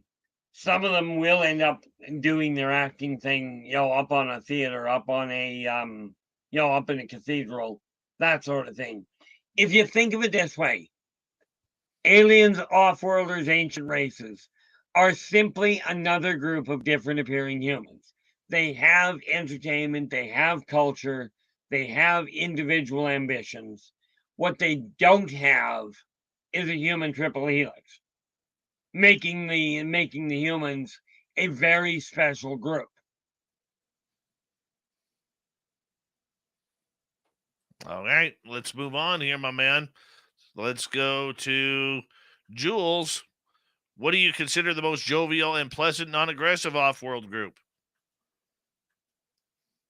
Off-world, well, Spirit Arcane aren't exactly off-world. Well, they are, but the most jovial, one of the most jovial are definitively the Orions. Okay, your Venusians are some of the most relaxed, far more interested in the arts than anything else. Okay, I'm just trying to think of who actually has a sense of humor. I know when you look at the Parache, and the Parache are not an off-world.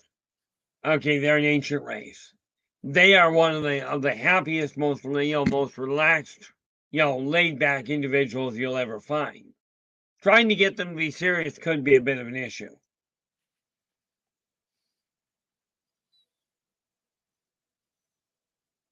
All right. By the way, Darth says thanks for answering all those questions. And thank you, Darth, for the great questions that you asked. All right, let's move on. Let us go to Anna. Who are the Men in Black? First and foremost, as far as Darth goes, you're more than welcome. Glad to help there, Darth. Anna, the Men in Black are a human contingency striving to work not only to contain the whole alien arrival thing in a human, if you will, governed environment.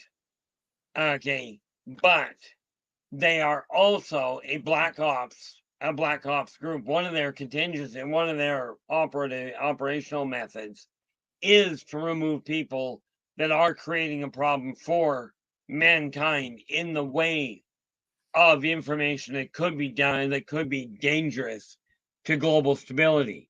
And I will use the term global stability really loosely, because look at the modern world. Let's face it, mankind is not exactly the most stable group. All right, let's move on, Keith. Let's go to Nikki. What were the name of the ETs who resemble owls? And the name of the ETs who minorly resemble a bird, not feathers, but kind of like a scale. It's a skin. They are blue beige, 7 to 9 feet tall. Now, the owls are the easy part. Those are the The other ones I've got to go back and look up who these people are. I've got a stack of notes on races that is literally an inch and a half to 2 inches deep of notes that I've got from over the years that I'm in the middle of collating. And I do know who you're referring to. I just don't offhand remember what the name of the ones you're referring to. But you are right. They look very much like humans. Little on the gangly side, and no, they do not have feathers, nor do they fly. But I do believe, okay, I'm a bit of an idiot. Pardon me, that's not entirely correct. But you're talking about the Stratari. Okay, they aren't actually avian. They're actually reptilian. But we're dealing with the Stratari. And they definitely look a lot like birds. But I'll tell you, you don't want to try and outrun these guys in a foot race. All right, But let's move on. Let's try move that on again? here. Yeah. Let's move on. We got a bunch of questions here. Justin is asking, why can't they hide behind Jupiter if they can hide behind moons and other large objects? Oh, they can hide behind it. What I said was the solar eruption will pass right through Jupiter and the rest of it. They hide behind it and mankind can't see them. Mankind still requires line of sight visibility. The solar flares don't require visibility at all. Because they literally travel on a subquantum level. They'll pass right through the physical existence of Jupiter and won't even slow down. So physically, they can certainly hide. Just they can't hide from the sun. All right, my man. Let's continue on. Let's go to Rich Buddy. What do they laser cut out of cattle? That depends entirely on who the guy is. Normally, you're looking at reproductive organs, okay, and the surrounding tissue to take a look at the satellite impact of the different organs. Because what they're looking for, you're talking about xenozoologists that are striving to understand. Cattle are just really prolific and are impacted on a bizarre level by their proximity and their interdependence to humans. And you'll notice they take out domestic cattle. You don't hear about them taking out much in the way of wild cattle. And yes, wild cattle still exist. Well, moving on. Ulamar in Czechia is asking, are the Greys capable of mating? Absolutely. Greys are, number one, not sterile. They are not clones, and they certainly aren't photocopies. When they mate for life. Well, yeah, they mate for life. They will mate again after somebody dies, but they actually reproduce by laying eggs and then raising their own clutch. The Greys are, in all fairness, if you take a look at the broadband and the broadband way that we talk about them, they are of a reptilian base, but almost halfway between a reptile and an insect. But yeah, they're absolutely capable of mating. Continuing. Jules is asking, do off-worlders hold to the enemy of my enemy is my friend motto? No, but they do hold to the concept. And I mean, there are some that are like that. There are most of them, though, that will look at it and go, the enemy of my enemy makes great cannon fodder. Cannon fodder being the people you put out in front of your army to have them killed before the bullets get to you.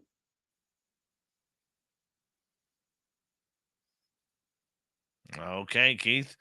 Stephen in the UK wants to know, any idea about the reports of a football field-sized objects over the North Sea a few years ago that got picked up on radar? I'm betting dollars to donuts. That was the Moldavian that was likely a Maldakian generation ship. I didn't actually witness I didn't pay any attention to the reports, but what you're talking about is a ship that looks very similar to a Roman-style Colosseum. Although, in all fairness, it's completely sealed. But that would be about the right size of a football field. Okay. And they have been around. They've been around for quite a while. But that, by the sounds of it, you're looking at a Maldakian generation ship. And no, they are not prepping for invasion. Something about the fact they don't like the idea of their homeworld being destroyed. Makes sense. Yeah. Voices wants to know, are cursed objects real, and can they kill people? The answer is yes, they are real, but they are not as prolific as what people are led to believe. There are very few people in the world today that can and or will actually produce a cursed item. But the reality behind cursed items is the psychological impact. If you're told an item is cursed, humans have a tendency of looking at it, and so do many other races, going, oh, my world's going to fall apart. And then on a subconscious level, they start making really, really bad choices. Wallet Moth wants to know, is it only people that have been abducted that dream of aliens, as I never have? Absolutely not. There are any number of reasons people may dream of aliens. Quite frankly, the percentage of people that dream of aliens that have actually been abducted, from my understanding, is tiny. Okay, but people will dream of aliens because they represent an unknown quality that they're in the middle of, and that the person is in the middle of pursuing. Maybe they're looking for a little bit more excitement in their life, and that unknown quality of the alien produces a great setup. Okay, but no, just because you dream of aliens, some people dream of aliens because, oh my gosh, they watched Alien or something to that effect. I can see that. Let's go to Blue Cruise. How do aliens and ETs measure the time spent on their missions in space and on other planets? Would you believe me if I said by their own clocks? You got to understand, some of these races, these people live by Terran standards, literally hundreds of thousands of years. Okay, so they measure, when we talk about how old they are or how long they've been around, by necessity, we have to refer to it in terms of what Terrans understand, and in this case, myself included, as far as the 24-hour clock goes. But you got to remember, when we talk about the length of a day on Earth, it's because of the time it takes for the planet to go around the sun. When you start taking a look at some of these other planets, the orbits are so vast. We are talking about, like, if you go to the Laborian homeworld, okay, their planet is so vast that you're literally looking at a 365,000 Terran year cycle. That's what they call one day. Needless to say, Laborians will live, well, they only live an average of 35 years of their years, which means when you look at the Laborians, and yes, there are a few of them on this planet, what I'm doing is just giving you an actual number here. All right, Keith. Go ahead. Continue on. A Laborian in Terran terms, in Earth terms, lives an average of 12 million years. But in their world, it's only 35. Makes sense. All right, let's go to Rainbow. What do you think it was our government shot down over Canada? It was a Chinese drone. It was not UFO. 100% not UFO. And there we have it. Glad you had an answer for that one, Dave. Well, I happen to know a fighter pilot, and he confirmed it with me.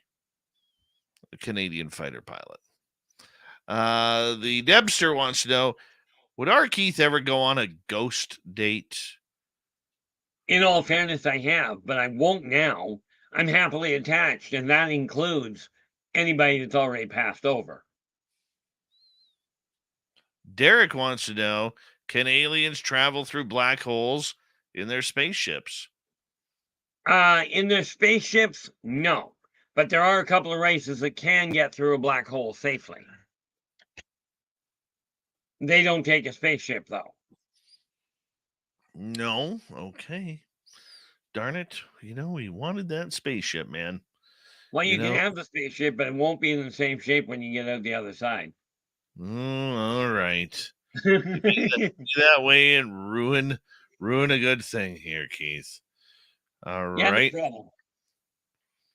All right, let's see. I'm just scrolling through here. See if I missed any tonight. All right. How about Jules here? Do the off-worlders get in trouble for human interaction? Oh, yeah. Carl. Carl got in trouble. I heard of another one recently as well. A Cleeclock got his so-called hand slapped.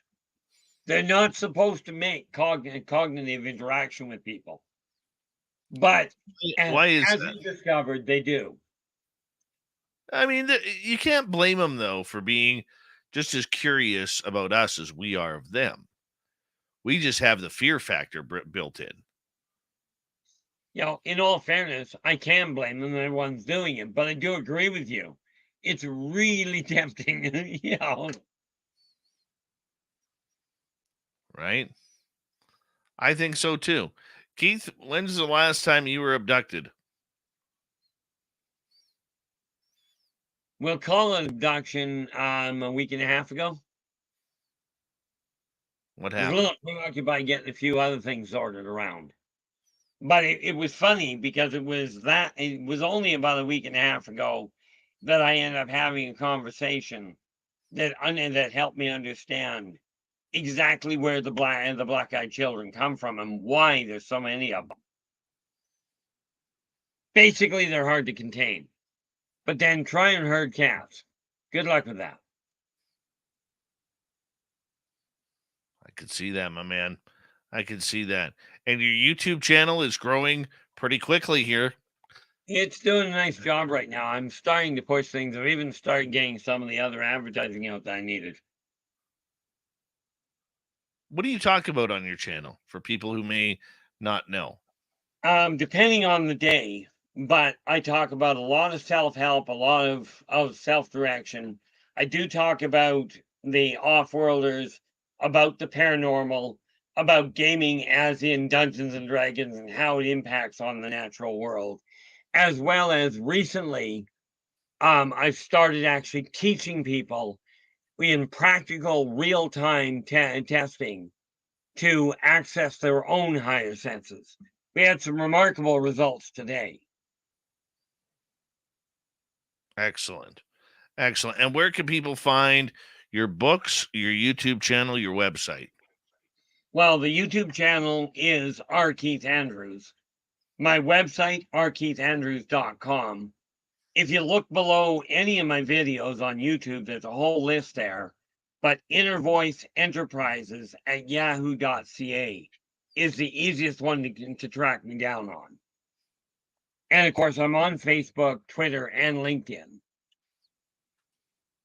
And You're everywhere. Others, but you're everywhere. I'm working on it.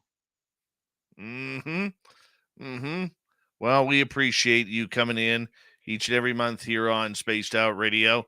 I mean, geez, man, it's been almost 8 years. Have we passed the 8 years? Just over 8 years. If I remember correctly, we started in March 8 years ago. Yeah. So we're at 8.5 now, approximately. Well, next month will be the 9th anniversary of Spaced Out Radio. So Holy mackerel. Yeah, I'm not, yeah, because I got in pretty early. you sure did. R Keith Andrews, the ET Connection. Coming up next, Steve Stockton brings us a story from Among the Missing. Then little Timmy Senor returns for the UFO report. Spaced Out Radio continues with the final hour next.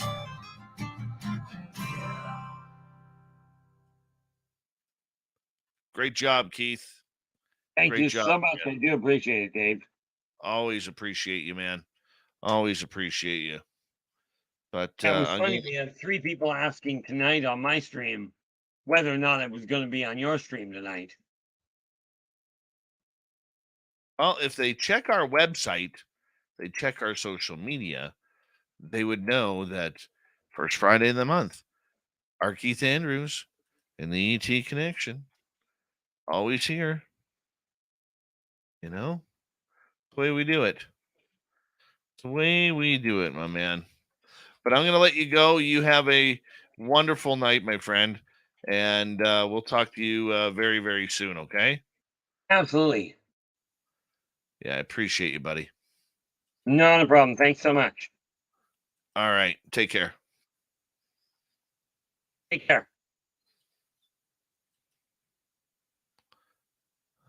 There we go. I'll be right back, people. I will be right back.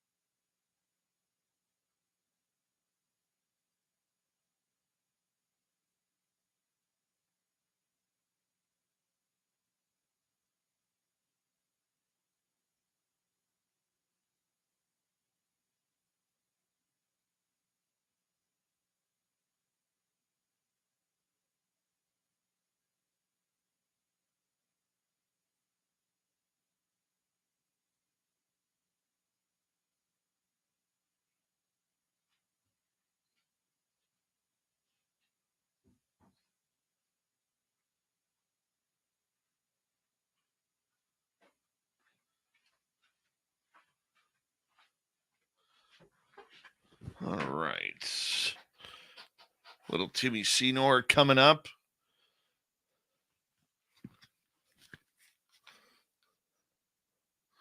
Big thank you tonight to Debster ×2, Darth ×5, Cat Chaser, and T-Bone, RG, the Random Gee, Ferret, Steven, Lori, Pam, Big Dog, and Louie for the super chats tonight. Appreciate the love. Good job by our wrenches tonight for people who want to make fun of our guests. Great job. And, yeah. I'm going fishing tomorrow and Sunday. Going out of town in the morning, waking up, driving 4 hours to one of my favorite fishing holes. The coho salmon are running, and I'm going to be there to slay them. Yeah. Here we go with the third hour.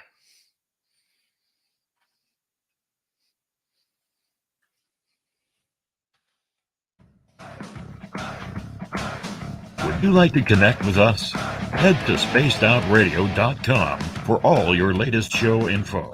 Now, back to Dave Scott and SOR. Hour number 3 of Spaced Out Radio is now underway. Good to have you with us. My name is Dave Scott. Very much appreciate earning your listening ears wherever you are on this beautiful planet we call Earth. Hello to everyone listening in on our terrestrial affiliates around North America, digitally on Odyssey Radio, TalkStream Live at KPNL. All of our archives are free. Join us at youtube.com/Spaced Out Radio. Do old Davey the favor, hit that subscribe button. The Desert Clam has set the password for tonight in the SOR Space Travelers Club. Yakko. Yakko is your password. Use it wisely, Space Travelers, as the Clam sets the password each and every night right here on Spaced Out Radio. Our website is spacedoutradio.com. We have a plethora of features for you. Rock out to Bumblefoot, read the news wire, check out our swag as well.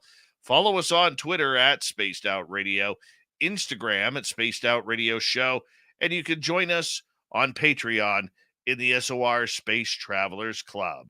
It is that time of the night where we kick off hour number 3 with another spooky story from Steve Stockton. Hello, friends. Welcome to Among the Missing YouTube channel on Spaced Out Radio. I'm Steve Stockton, and I'm about to take you on an unbelievable journey of people just like you. Their stories and encounters will haunt us on Among the Missing.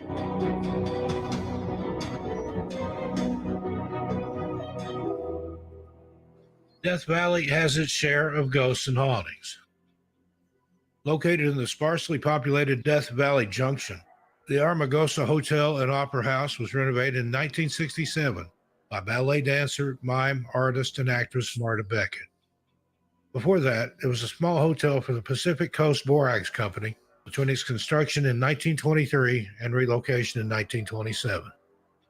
Several ghosts have been reported here. The theater is allegedly haunted by the spirit of Beckett's former partner, Tom Willett, who can sometimes be witnessed watching the performances. Rooms 24, 32, and 9 are all reported to be haunted, with the most activity occurring in room 9. Guests in that room say an evil entity held their feet down while they were sleeping. Other reports involve laughing children, crying babies, and noises in the hall when no one is there.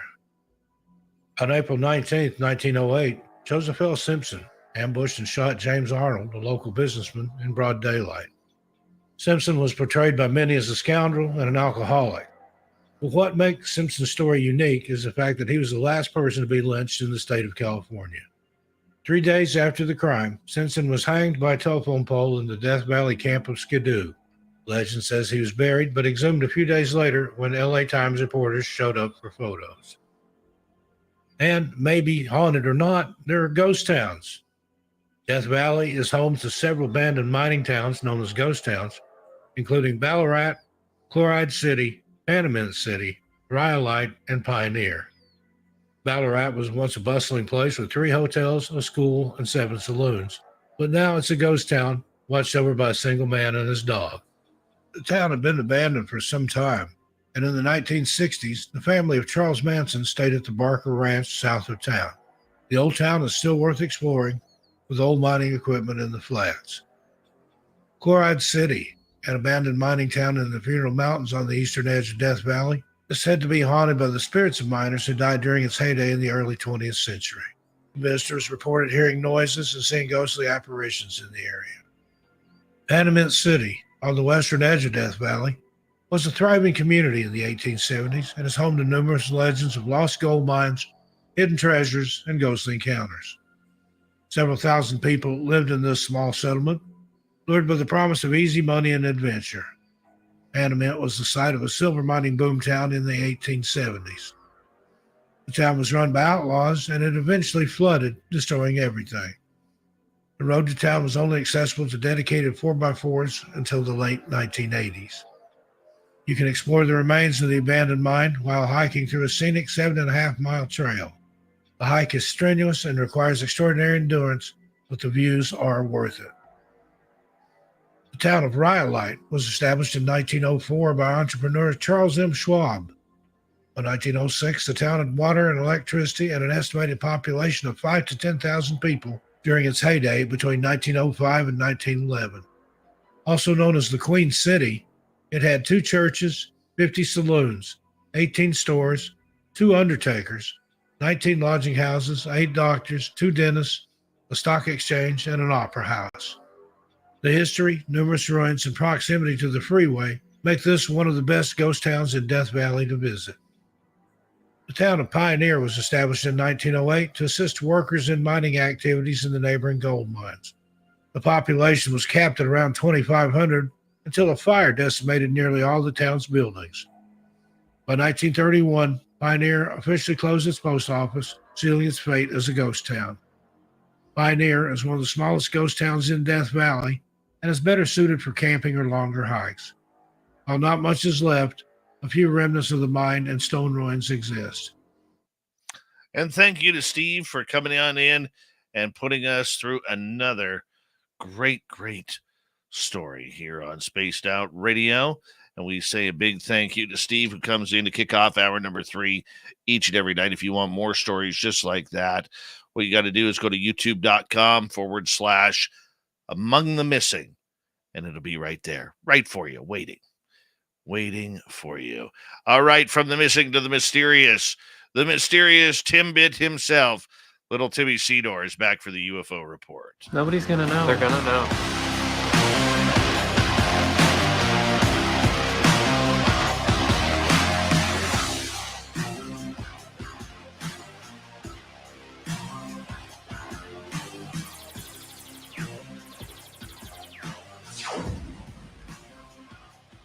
All right, my man. It's always good to see you here on Spaced Out Radio. What's happening there, Timmy Stenar? Hey, Dave. Good to see you, buddy. Not too much is happening. Just chillaxing in Oregon, enjoying some nice weather before it gets cold and rainy. Oh, cold. You're so cute. You are so cute right now. And let's see what's happening here, man. I mean, the UFO story just continues to grow and grow and grow. And here we are, hanging on out and talking about some good stuff here, as we always do with you. So I think it's going to be a good night once again, my man. It's Friday. It's time to talk UFOs, and we're going to bring some fun stuff to talk about. Absolutely. Of course. Well, let's start off with this one. We have no explanation. Apparently, there's a list of U.S. states with the most reported UFO sightings in the USA Today. Yeah. And so over 100 unidentified flying objects are reported every month to the National UFO Reporting Center. And it publishes these reports on their website's databank and sorts them in different indexes based on their location, description, and date that they were sent, and the date of the sighting. And so it's all about some of the upper states. We're going to talk about the most sightings across the U.S. and where they were kind of focused. And so obviously California, with the heaviest population, also leads as the state with the most sightings, with just over 16,000 sightings according to the data index. And so Florida, coming in as the third most populated state, follows with over 8,000. And then Washington coming in 13th most populated state with over 7,000. So obviously Florida being the third most populated state makes sense that it would follow with 8,000, and then the 13th most populated state with over 7,000 being Washington. So I find that's interesting. So Peter Davenport, the nonprofit's director since 1994, said the states with the most sightings tend to be the most populated states. Makes sense. And he explained that Washington state's high UFO sightings could be explained by the fact that the center is based there. However, he also said that, in a quote, "I think the most prominent feature is people who are much more willing to report things that they can't identify." And he goes on to say that people generally are more willing to talk about the subject, especially if it's something that they don't understand, as we know, Dave. And so the top 10 states in the US with the most reports shared by New Fork, obviously California was 16,000 in first place, Florida with over 8,000 in third, Washington, as we said, 7,145. Interesting number there. And Texas coming in fourth with 6,107.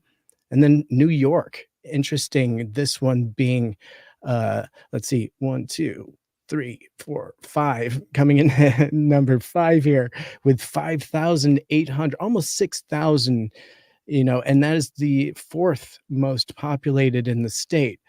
Now, it's interesting that, Texas is the second most populated, yet it was the fourth highest in sightings. Now, we go on to the sixth highest.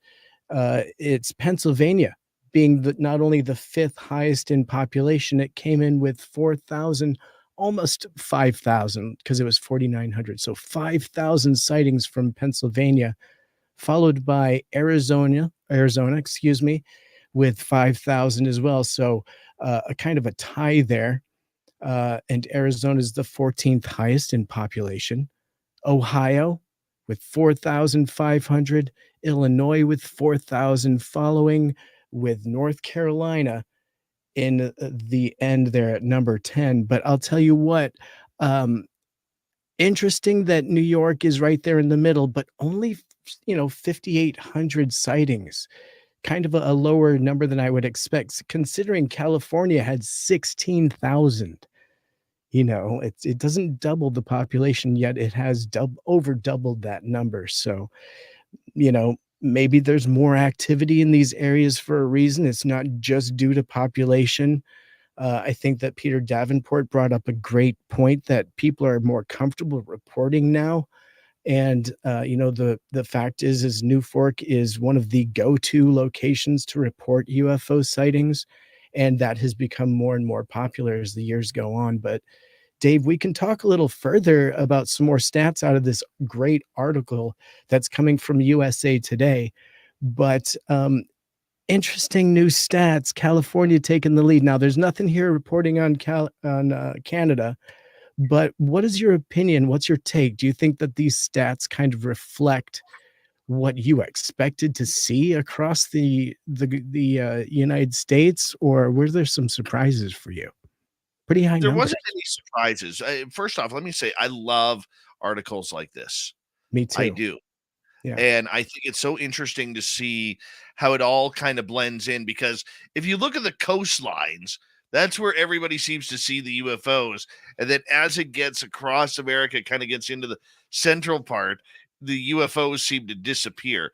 And one of the things that I find extremely interesting is when you look at the statistics, the big bases that are around a lot of these sighting areas, whether it's Army, Navy, Air Force, Marines, there always seems to be a lot of big bases around. I mean, the West Coast with the naval bases up and down between California and Washington State, same as on the East Coast between Florida and Maine. Okay, we have a lot of action happening in those areas, a lot of military, which is to me a little bit interesting because Yeah. if it's civilians that are reporting this, they may not recognize newfound technology or drones or something along that. They may just report it as UFO, okay, in order to, just file the report. Okay, it's not that they are doing it out of malice or anything like that, but they may not just understand what what a UAP is or a drone of some sort. Okay, so I find that very interesting, and I would say California doesn't surprise me. New York doesn't surprise me. Washington State and Pennsylvania don't surprise me. Okay. There are a lot of states that you just listed off that really are not surprising whatsoever. I would say, though, that I'm wondering what's happening in middle America because we don't seem to have as many reports from middle America, yet those are areas where there's a lot of farmers, there's crop circles, there's cattle mutilations going on, from Colorado to Wyoming and North and South Dakota, places like that, Nebraska. So it is a little bit interesting on the reports, but it's par for the course. But I think what it also does, Tim, is it opens up. The USA Today is a big name paper. Okay, it's not in my opinion, it's not a left wing, not a right wing paper. They still try to play quite centrist, and when they really haven't jumped on the UFO bandwagon as many other outlets have, like the New York Times or News Nation or places like that. So for this story to get in there and really jump out on where people are seeing UFOs, I think it's wonderful. Yeah, I totally agree with you. And I would also consider the potential for there to be a different social aspect as you take a look at each part of the United States when it comes to reporting. Socially, it's accepted maybe more on the outskirts in some of the more liberal states, we could say. Whereas in some of the more conservative states, in those locations are less likely to report it as a UFO and, even less likely to report it, period. And so I would definitely take that aspect because, we know across America, there's definitely different attitude towards this and people internalize this stuff differently, even if they have it on their phone, even if they have it on camera, and they're reviewing it, they're definitely interpreting it maybe differently. And there are so many common types of UFOs that have been reported, at least through New Fork. And obviously, the most common description is just a non-identified light in the sky, according to Peter Davenport, at least. And in a quote, he says, "We don't get too excited about reports of that nature because there are too many lights in the sky." He said stars, planets, and of course, satellites. And so he said, as a commercial pilot himself, he said he's most intrigued by reports submitted by airline pilots, which he calls pretty good sources of accurate information when they see something they can't identify or explain. And so descriptions of these objects from the center's data ranges from common shapes like circles, ovals, triangles, and diamonds to images of light and orbs and flashes, or perhaps a disk or fireball. And so typically reports are given through the website and then interpreted by a team and then given kind of a scale. But either way, it's definitely one more agency that's taking a look at this. And it's very interesting to consider perhaps these numbers do reflect how this topic is interpreted across the nation. Do you think that the social aspect may have something to do with what's going on as far as reporting goes, Dave? Well, I mean, a a Republican side is more of a religious side still. Okay, so there is that, and they may not be looking up at the sky as much because they don't want to deal with anything up there outside of 737s and 747s flying on over. Okay. So, I mean, you could be right on that one. Okay. But I don't think politicizing this is something that I would put stock in. And what I mean by politicizing is saying, that more Democrat states are likely to report. And you may be right on that, Tim. You may be completely right. But I think with the publicity this subject has had over the last few years, I really do believe that it being nonpartisan, or probably bipartisan in the United States, that I don't see that really happening. I mean, you asked about Canada. That Canada was not in that statistic, which it doesn't surprise me whatsoever. But I mean, the hotspots there are Ontario, Quebec, British Columbia, which, go figure, those are the three most populous provinces. And then you get into Alberta, Saskatchewan, and kind of move west or east from there. So it's kind of interesting to see how it all works, how it all plays out.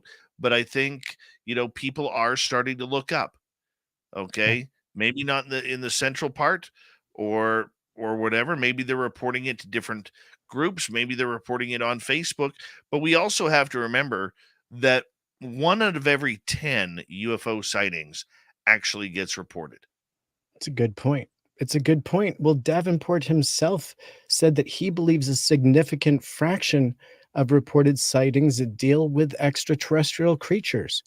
And that's significant, I feel. And, he goes on to say that due to technology exhibiting flight characteristics that we don't have on this planet, there's really nothing else to consider.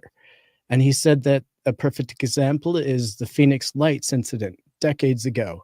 Feels that that is proof right there that there is technology that cannot be part of Earth. And, back in 1997, I don't think that we really had anything like that. Maybe we did, Dave. And again, 50 years of technology, who knows where we are with it. But I think that's a great case for Peter Davenport to point to as a significant example of what everyone is calling UFOs. And I think you're absolutely right on that. I really do think you're absolutely right on that. And Peter Davenport has one of the most impressive research libraries going. He's always been nonpartisan. He has always been straight down the middle of what a sighting is and what isn't. And at 80 plus years old, he's still going strong in taking these reports. I mean, if you look him up online and you find his phone number, that's his actual home phone number. You could call it and report something in. And I would say, if we want to trust anybody right now with sightings and reports, Peter Davenport from New Fork would be the most unbiased out there. And he's not tied to any government agencies either, which is also nice, Tim. I think you're absolutely right. I mean, we obviously have MUFON and a few others to choose from, but we know that at least with this topic, you need something that is neutral. And when it comes to things that demonstrate flight characteristics that are unusual, you need somewhere to report. And his feeling that it's something otherworldly that is demonstrating that kind of potential, I have to agree with in some way. It's a strong statement, but once you start seeing these things and the way they move, you want an agency to report to see if there's anything possible, right? I mean, you want an agency to see if they can make it just a mundane explanation. You can go back to your regular day, but if it's within that 4 to 5% of unexplainable, you might start losing sleep at night. What do you think, Dave? Oh, hey, you know what? If 5% of all UFO sightings are real UFOs, that's still a lot of sightings, Tim. A lot of sightings. And when we return on the UFO report with little Timmy Senor, all right, the UFO craze seems to be cashing in on some sorts. And disappearance of a hiker who was found in a vibrating cave near Area 51. We'll talk more with Tim Senor next on the UFO report.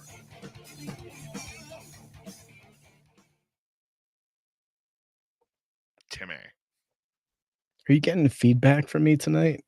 No, are you? Well, I wasn't sure because I was messing around with stuff underneath my desk and Oh, you're a wasn't messing sure. around under the desk kind of guy. I have limited space under here. I was trying to fix some lighting, as you may have heard, and your audiences can see. 3 days in a row now in the blue light. You didn't even comment on it tonight. It's great. You're almost used to it. Your audience is like, "Yep, Tim's in the dark now."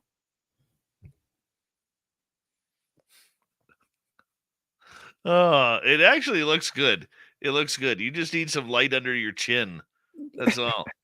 Hey, there's the voice of the gods, Mr. Eon, making his monthly appearance to this show. That guy. Mm-hmm. Beautiful human being.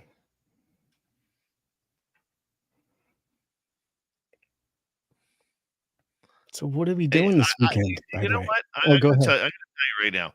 Yeah. I have a bone to pick with one of our people who tuned in. Oh, let's pick that bone. All right. Yeah. Where is it here? It was on our YouTube channel. Let me see here. I'm gonna find it here. I'm Yeah. wearing some SOR swag tonight, by the way. Nice. Very nice. I don't know if You you can look good in see it. You look good in it. You do. in the dark. Yep. Looking swell. Yeah. Yeah. Very comfortable. Maybe the guy maybe the comment didn't make it. Tell me it. Oh, some guy was insulting you because of you previously being on with Thomas Fessler. And I guess this person doesn't like Thomas Fessler and silliness. thinks that you're a complete stooge in the UFO world. So I kind of put something really sarcastic on there because I get a little bitchy when that happens. Yeah, don't think it's that hard. You're thinking way too hard. Oh no, see, that's one thing people don't know is I love getting really sarcastic Yeah. with some if you're gonna take the time to put something idiotic on my on my um on my YouTube page, be prepared that it's going to come back. All right, be prepared You're so that old funny.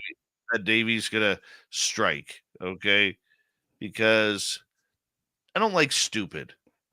Okay, and number two, don't ever, ever, ever take a shot at my friends on my channel. Oh. Okay, yeah, that just doesn't work well with me, and plus it goes over my head too. Like I'm that guy that like literally doesn't care. I don't really yeah. I grew up in a weird world of movies and film where you expect to have critiques and you've got to have critics. If everybody likes you, then there's something's wrong. And if everybody hates you, something's also wrong. But you know, it's so I weird. know. I don't even engage. You do though. I get it. Oh yeah, Like, I just nobody love messes with Timbits.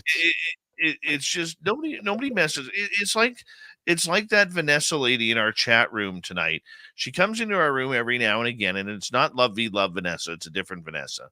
Okay, yes, more than two Vanessas in this world, and she starts ragging on R Keith.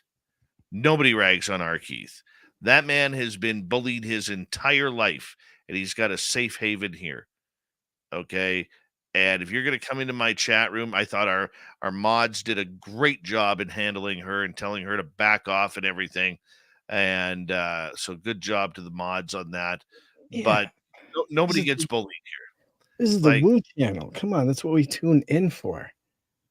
I mean, you got to be a real internet tough guy or tough girl to sit there and insult someone you don't know personally on a YouTube channel. And such a sweet person. Like, if you can't Oh, tell just by looking at that dude and listening to him talk that he's the sweetest human on the planet, I know, right? why would you take a shot? It's like, ugh, Exactly. silliness. Exactly. All right, Tim, hold on. We got like 5 seconds. Thank you to our super chatters. Remember, no ugly swag on our stores, so go shopping at spacedoutradio.com.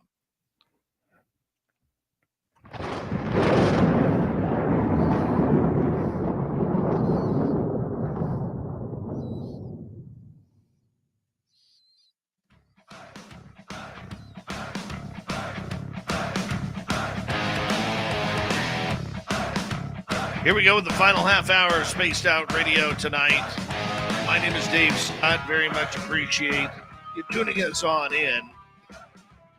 Reminder to all of you that if you've missed most of this show or others, check out our free archives at youtube.com/Spaced Out Radio.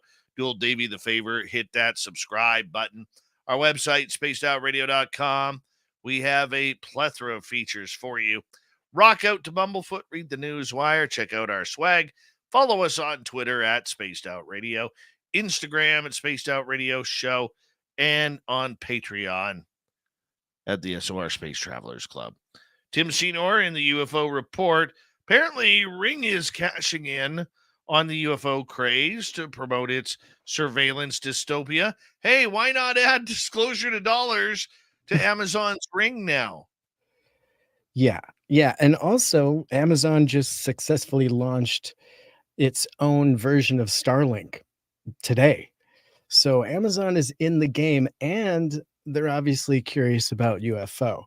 The $1 million sighting contest is going to reward people for putting up cameras in their home and capturing irrefutable proof of extraterrestrials. Now, obviously, they're saying $1 million sighting with irrefutable proof from a Ring camera. Dave, before we even dive in, you can see there's probably some loopholes in this concept. So Amazon has a new plan to promote its Ring surveillance cameras by paying people who use their intrusive cameras to capture proof of alien life. The contest, called Ring $1 Million Sighting, will run during the spooky month of October. So one lucky contestant will win $1 million, but only if they capture scientific evidence of extraterrestrial sighting. Hilarious concept with a Ring camera. I'll just say that one more time. Sensors have been picking up rogue signals from neighborhood nebula. Might be nothing, might be something, explains the contest website. Anyone who's set up cameras in their home has a chance to enter and win the big prize. But according to Amazon's strict definitions, users may have trouble claiming the prize. So the contest is its latest scheme to make people think of Ring cameras as wacky and fun instead of frightening and paranoid. And so in 2022, it launched a television show called Ring Nation. And that's like America's Funniest Home Videos, but from porch cams. And so now it's originally sold as a safety home device. Ring is definitely hoping to violate your neighborhood's privacy and deliver some footage to, who knows, crop circles, maybe some sort of abduction that takes place right in front of your home that isn't an actual Amazon package abduction, right? Because we know that happens probably more often than alien abduction. Dave, please, your thoughts right off the top. We know it's a promo, but I have a couple things to say about this, man. please. It is a brilliant promo. Absolutely brilliant, taking the UFO story and making it into something. So many times we see companies prior to the last couple of years staying completely away from anything UFO or cryptid. And then a number of years ago, Jack Link's Beef Jerky hopped on with the Messing with Sasquatch commercials, which are still brilliant. Okay. And then Tic Tac with the Tic Tacs. And then Tic Tac finally kicked in. because somebody really thought, well, Tic Tac UFOs, and we make Tic Tacs, and gee, there might be something there. And then they finally did it. But you see a lot more branding around aliens and UFOs now because it's popular. Okay, so the fact that people are tagging Ring with their weird weird cameras that whatever they've caught, whether it's butterflies or lizards or snakes or whatever, I think it's brilliant advertising because there are people who believe they've caught some UFO action over their house courtesy of their Ring camera, right? And you know, thinking about Ring for a second, do you ever remember when these guys got turned down by the Sharks on Shark Tank? And then Shaquille O'Neal invested in them. And then they sold to Amazon for like $1 billion. Brilliant. Such a great story. But seriously, if I was a company like Ring, I would totally use this to sell. Hey, our cameras are picking up UFOs. Okay, you buy some TikTok footage for say it doesn't matter how bad it is, but you buy some TikTok footage or some YouTube Shorts footage for really cheap from people because they're just going to be excited that you're using their video for an advertisement. You probably get it for anywhere from a couple $100 up to $1,000 per video. And then you use that as an advertising campaign of look what people are catching on our Ring cameras. That's going to sell more. It's a brilliant idea. There's nothing wrong with this. This is good capitalism. I love your excitement, and I just wanted to break in here because don't you feel they've missed a trick for October? This would be ideal for a ghost cam. I would think ghost cam maybe even more than UFO cam, only because they're asking for scientific proof. That's going to be tough for a doorbell cam for something that is more than likely very far away, right? But a ghost cam, they should have gone for ghost video. You're right. Nobody said the marketing teams were smart. Okay. All I'm saying is it's brilliant that it's finally got there, but you're right. Maybe, but on the flip side, that maybe they didn't want to do a cheesy Halloween puff type story. Right. $1 million up for grabs to somebody that has scientific proof from their Ring cam of extraterrestrial presence. Dave, do you think anyone's going to cash in on that? I'm serious. I know the guy. I want Science Bob, who has claimed that he's got Ring cam footage. We got to get this to Science Bob because when he drops his resume on them with his camera footage from his Ring, good point. Science Bob could be $1 million richer. You just brought up the one person that probably could win this. I think Science Bob could really seriously win this. All right, we need to partner up with him. Let's just send him a Ring, influx Ring cams all over his house. This is my idea. So if Bob wins, I want a share of this. Okay. I'll take a little tidbit, a little Timbit. How's that? You take a little Timbit. I'll take an ice cap. Science Bob is buying. But seriously, we got to let Science Bob know about this. Seriously, I think that's just, he would be the guy. If anyone's going to have legit scientific evidence from a Ring cam, because I know, he and Lala seem to have some luck with, I'm not sure if they're using Wise cams or which company, but they do have some cams I know they use that they collect some orbs from. I've seen the videos and they're pretty exciting. So why not? You know what? Speaking of orbs, just quickly off topic. No, that is on topic. This is the UFO report. One of my guys at my daytime job, we call him Hoops. Okay. Because he loves eating these I don't know what the hell they are, but they're in shapes of little hoops. They're like potato chips shaped in little hoops, and they're called hoops. And you so call him what he eats?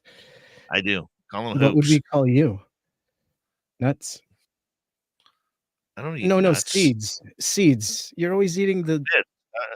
I'm a spitter. yeah. He's Not always a got some nuts in his Oh, you're a sick man.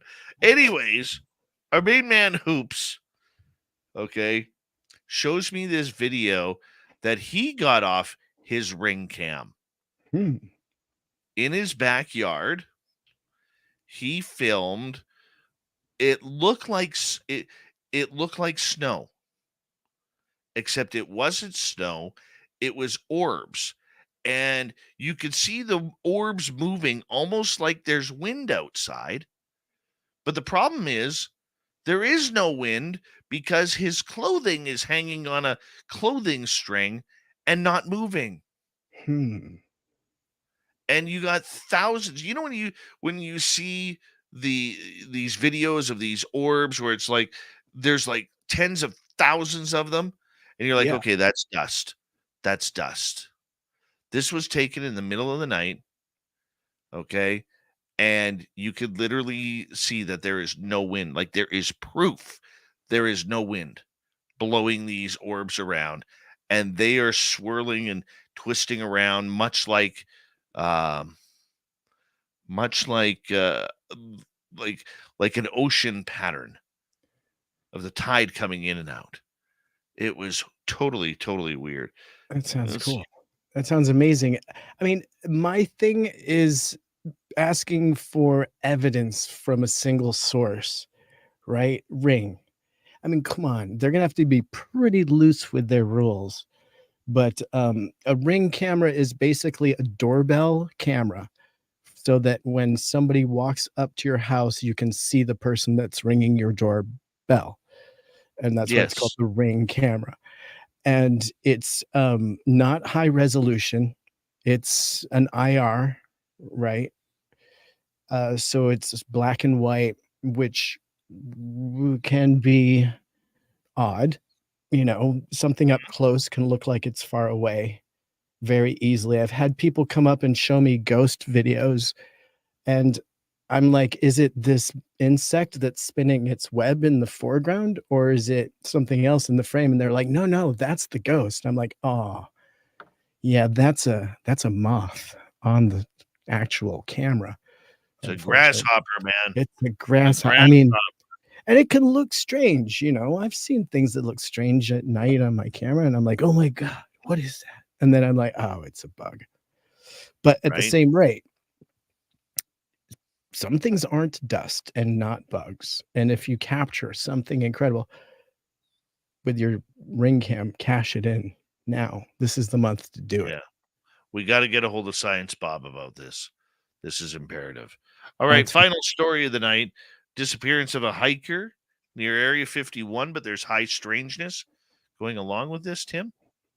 That's right. And so a recent article from anomalien.com is about Kenny Veach, who was a 47-year-old hiker and YouTuber who vanished in 2014 after exploring a strange cave near Area 51, the secretive military base in Nevada. So Veach claimed that he felt a strong vibration coming from the cave, which was shaped like a capital letter M. And he documented his findings on his YouTube channel and received many comments from curious viewers who urged him to investigate further.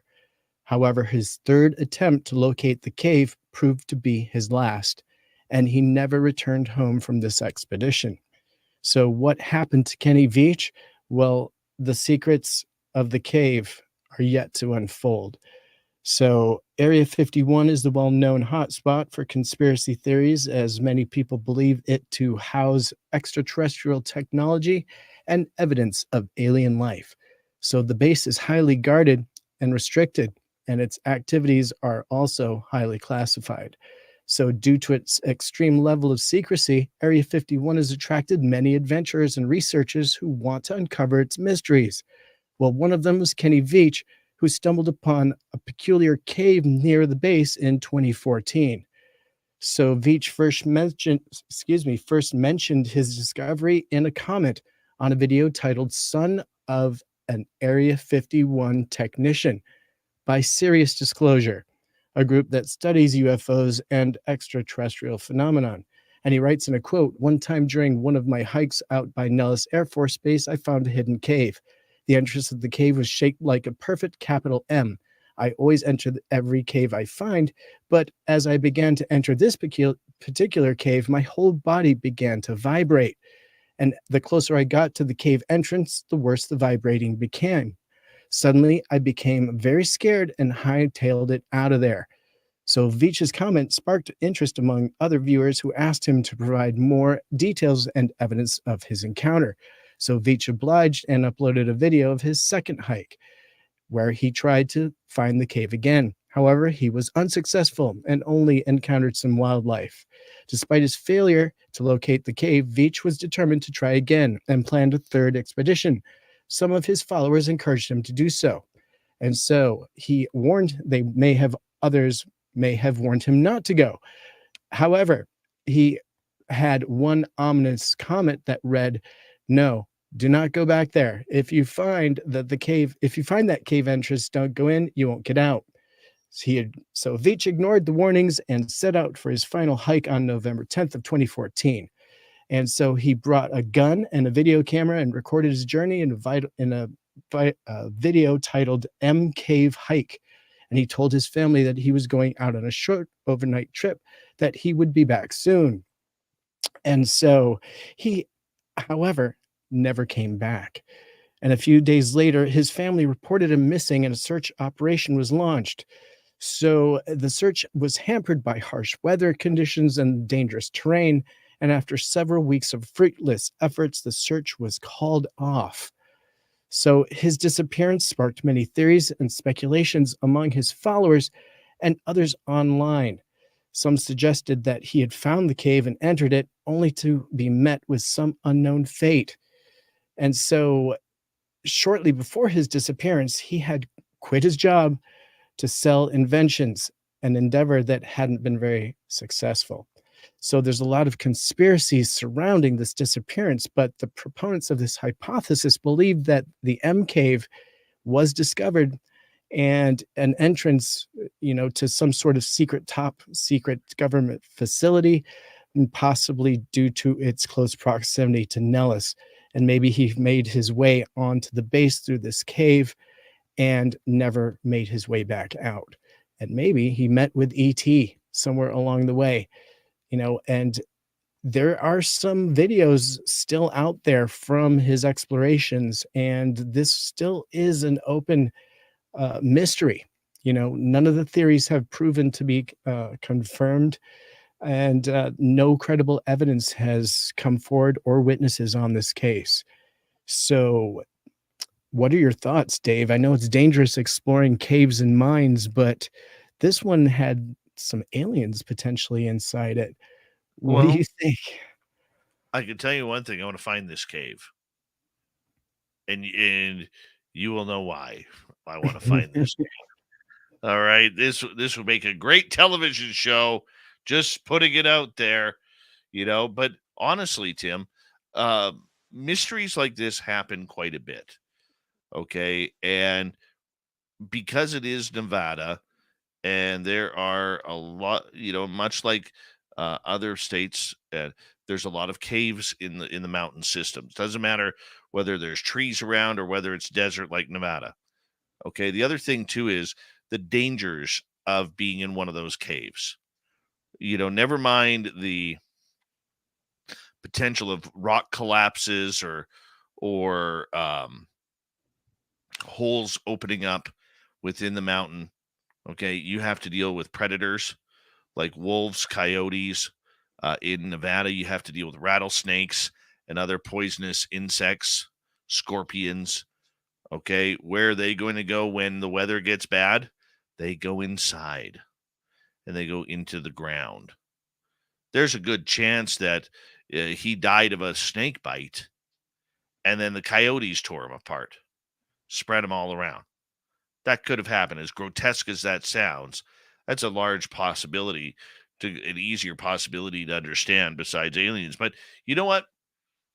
It's his own fault. And I hate to say this because too many people want to go out on their own. It's all about them. And I can understand that. And I can appreciate that. But you have to be safe. And that's why, like, even with our own little project, Tim, one of the first rules we made, if we're in the forest, nobody goes out alone. Nobody takes trails alone. We're not doing alone things because that's when danger happens. That's when bad things happen. So I think what happened to this guy is something natural. Maybe he was depressed and decided his time was up. Or maybe there is something real about the aliens near Area 51, which I doubt. I want to believe. Definitely want to. But I think on this call, my sanity says there was no hard alien facts. It wasn't about aliens. He may have panicked, may have been bitten by a snake, maybe decided that was enough and took his own. And then the coyotes and other scavengers came in there. I don't know, Tim. Your thoughts? I think there were a couple of clues that that cave may have gone on for miles down into the earth. Maybe if he refound that cave, he explored it.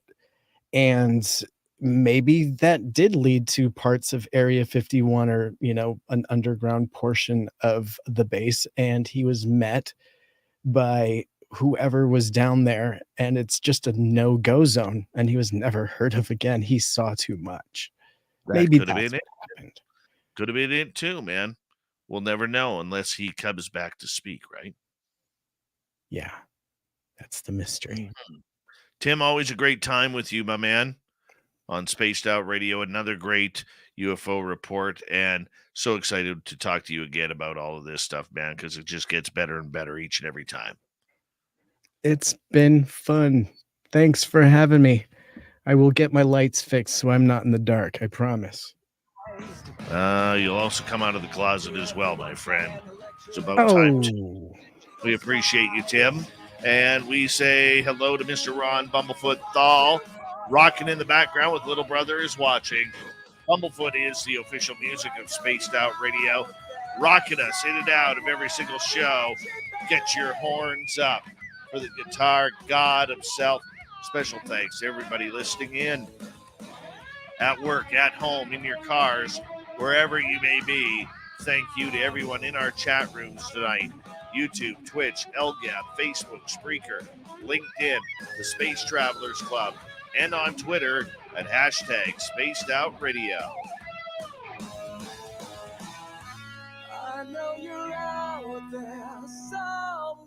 Remember, this show is copyright by Spaced Out Radio and SOR Media Ventures Limited. Thank you so much for choosing to share your evening with us, because together, my friends, we're watching. We own the night. Mr. Bumblefoot, we need a favor. We need you to take us home.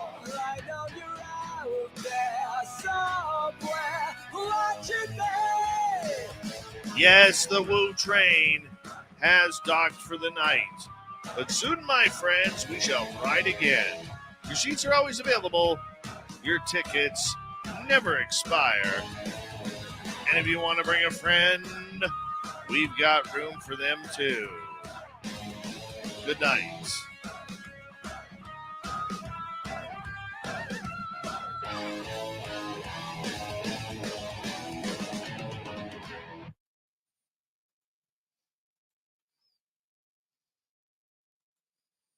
All right, everyone.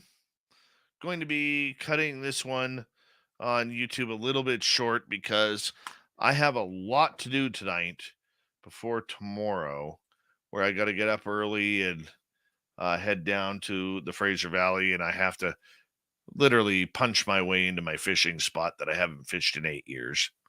So I'm going to say a big thank you tonight to Louie, Deb, Pam H, Stephen, Darth, Big Dog, Darth, Lori, Ferret, Random Gee, T-Bone, Darth, Cat Chaser, Deb, and Cat Chaser for the great super chats. Thank you to all our new subscribers this week.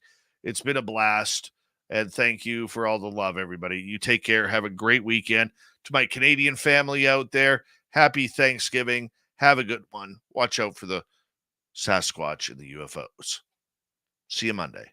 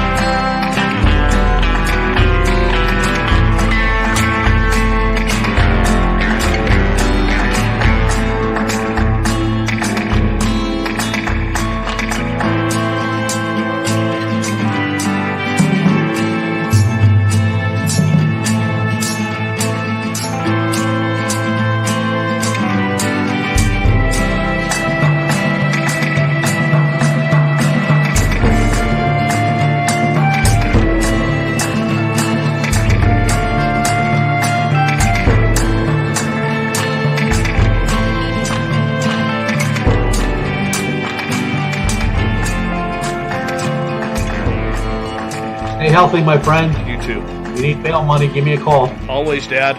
Take care. You too.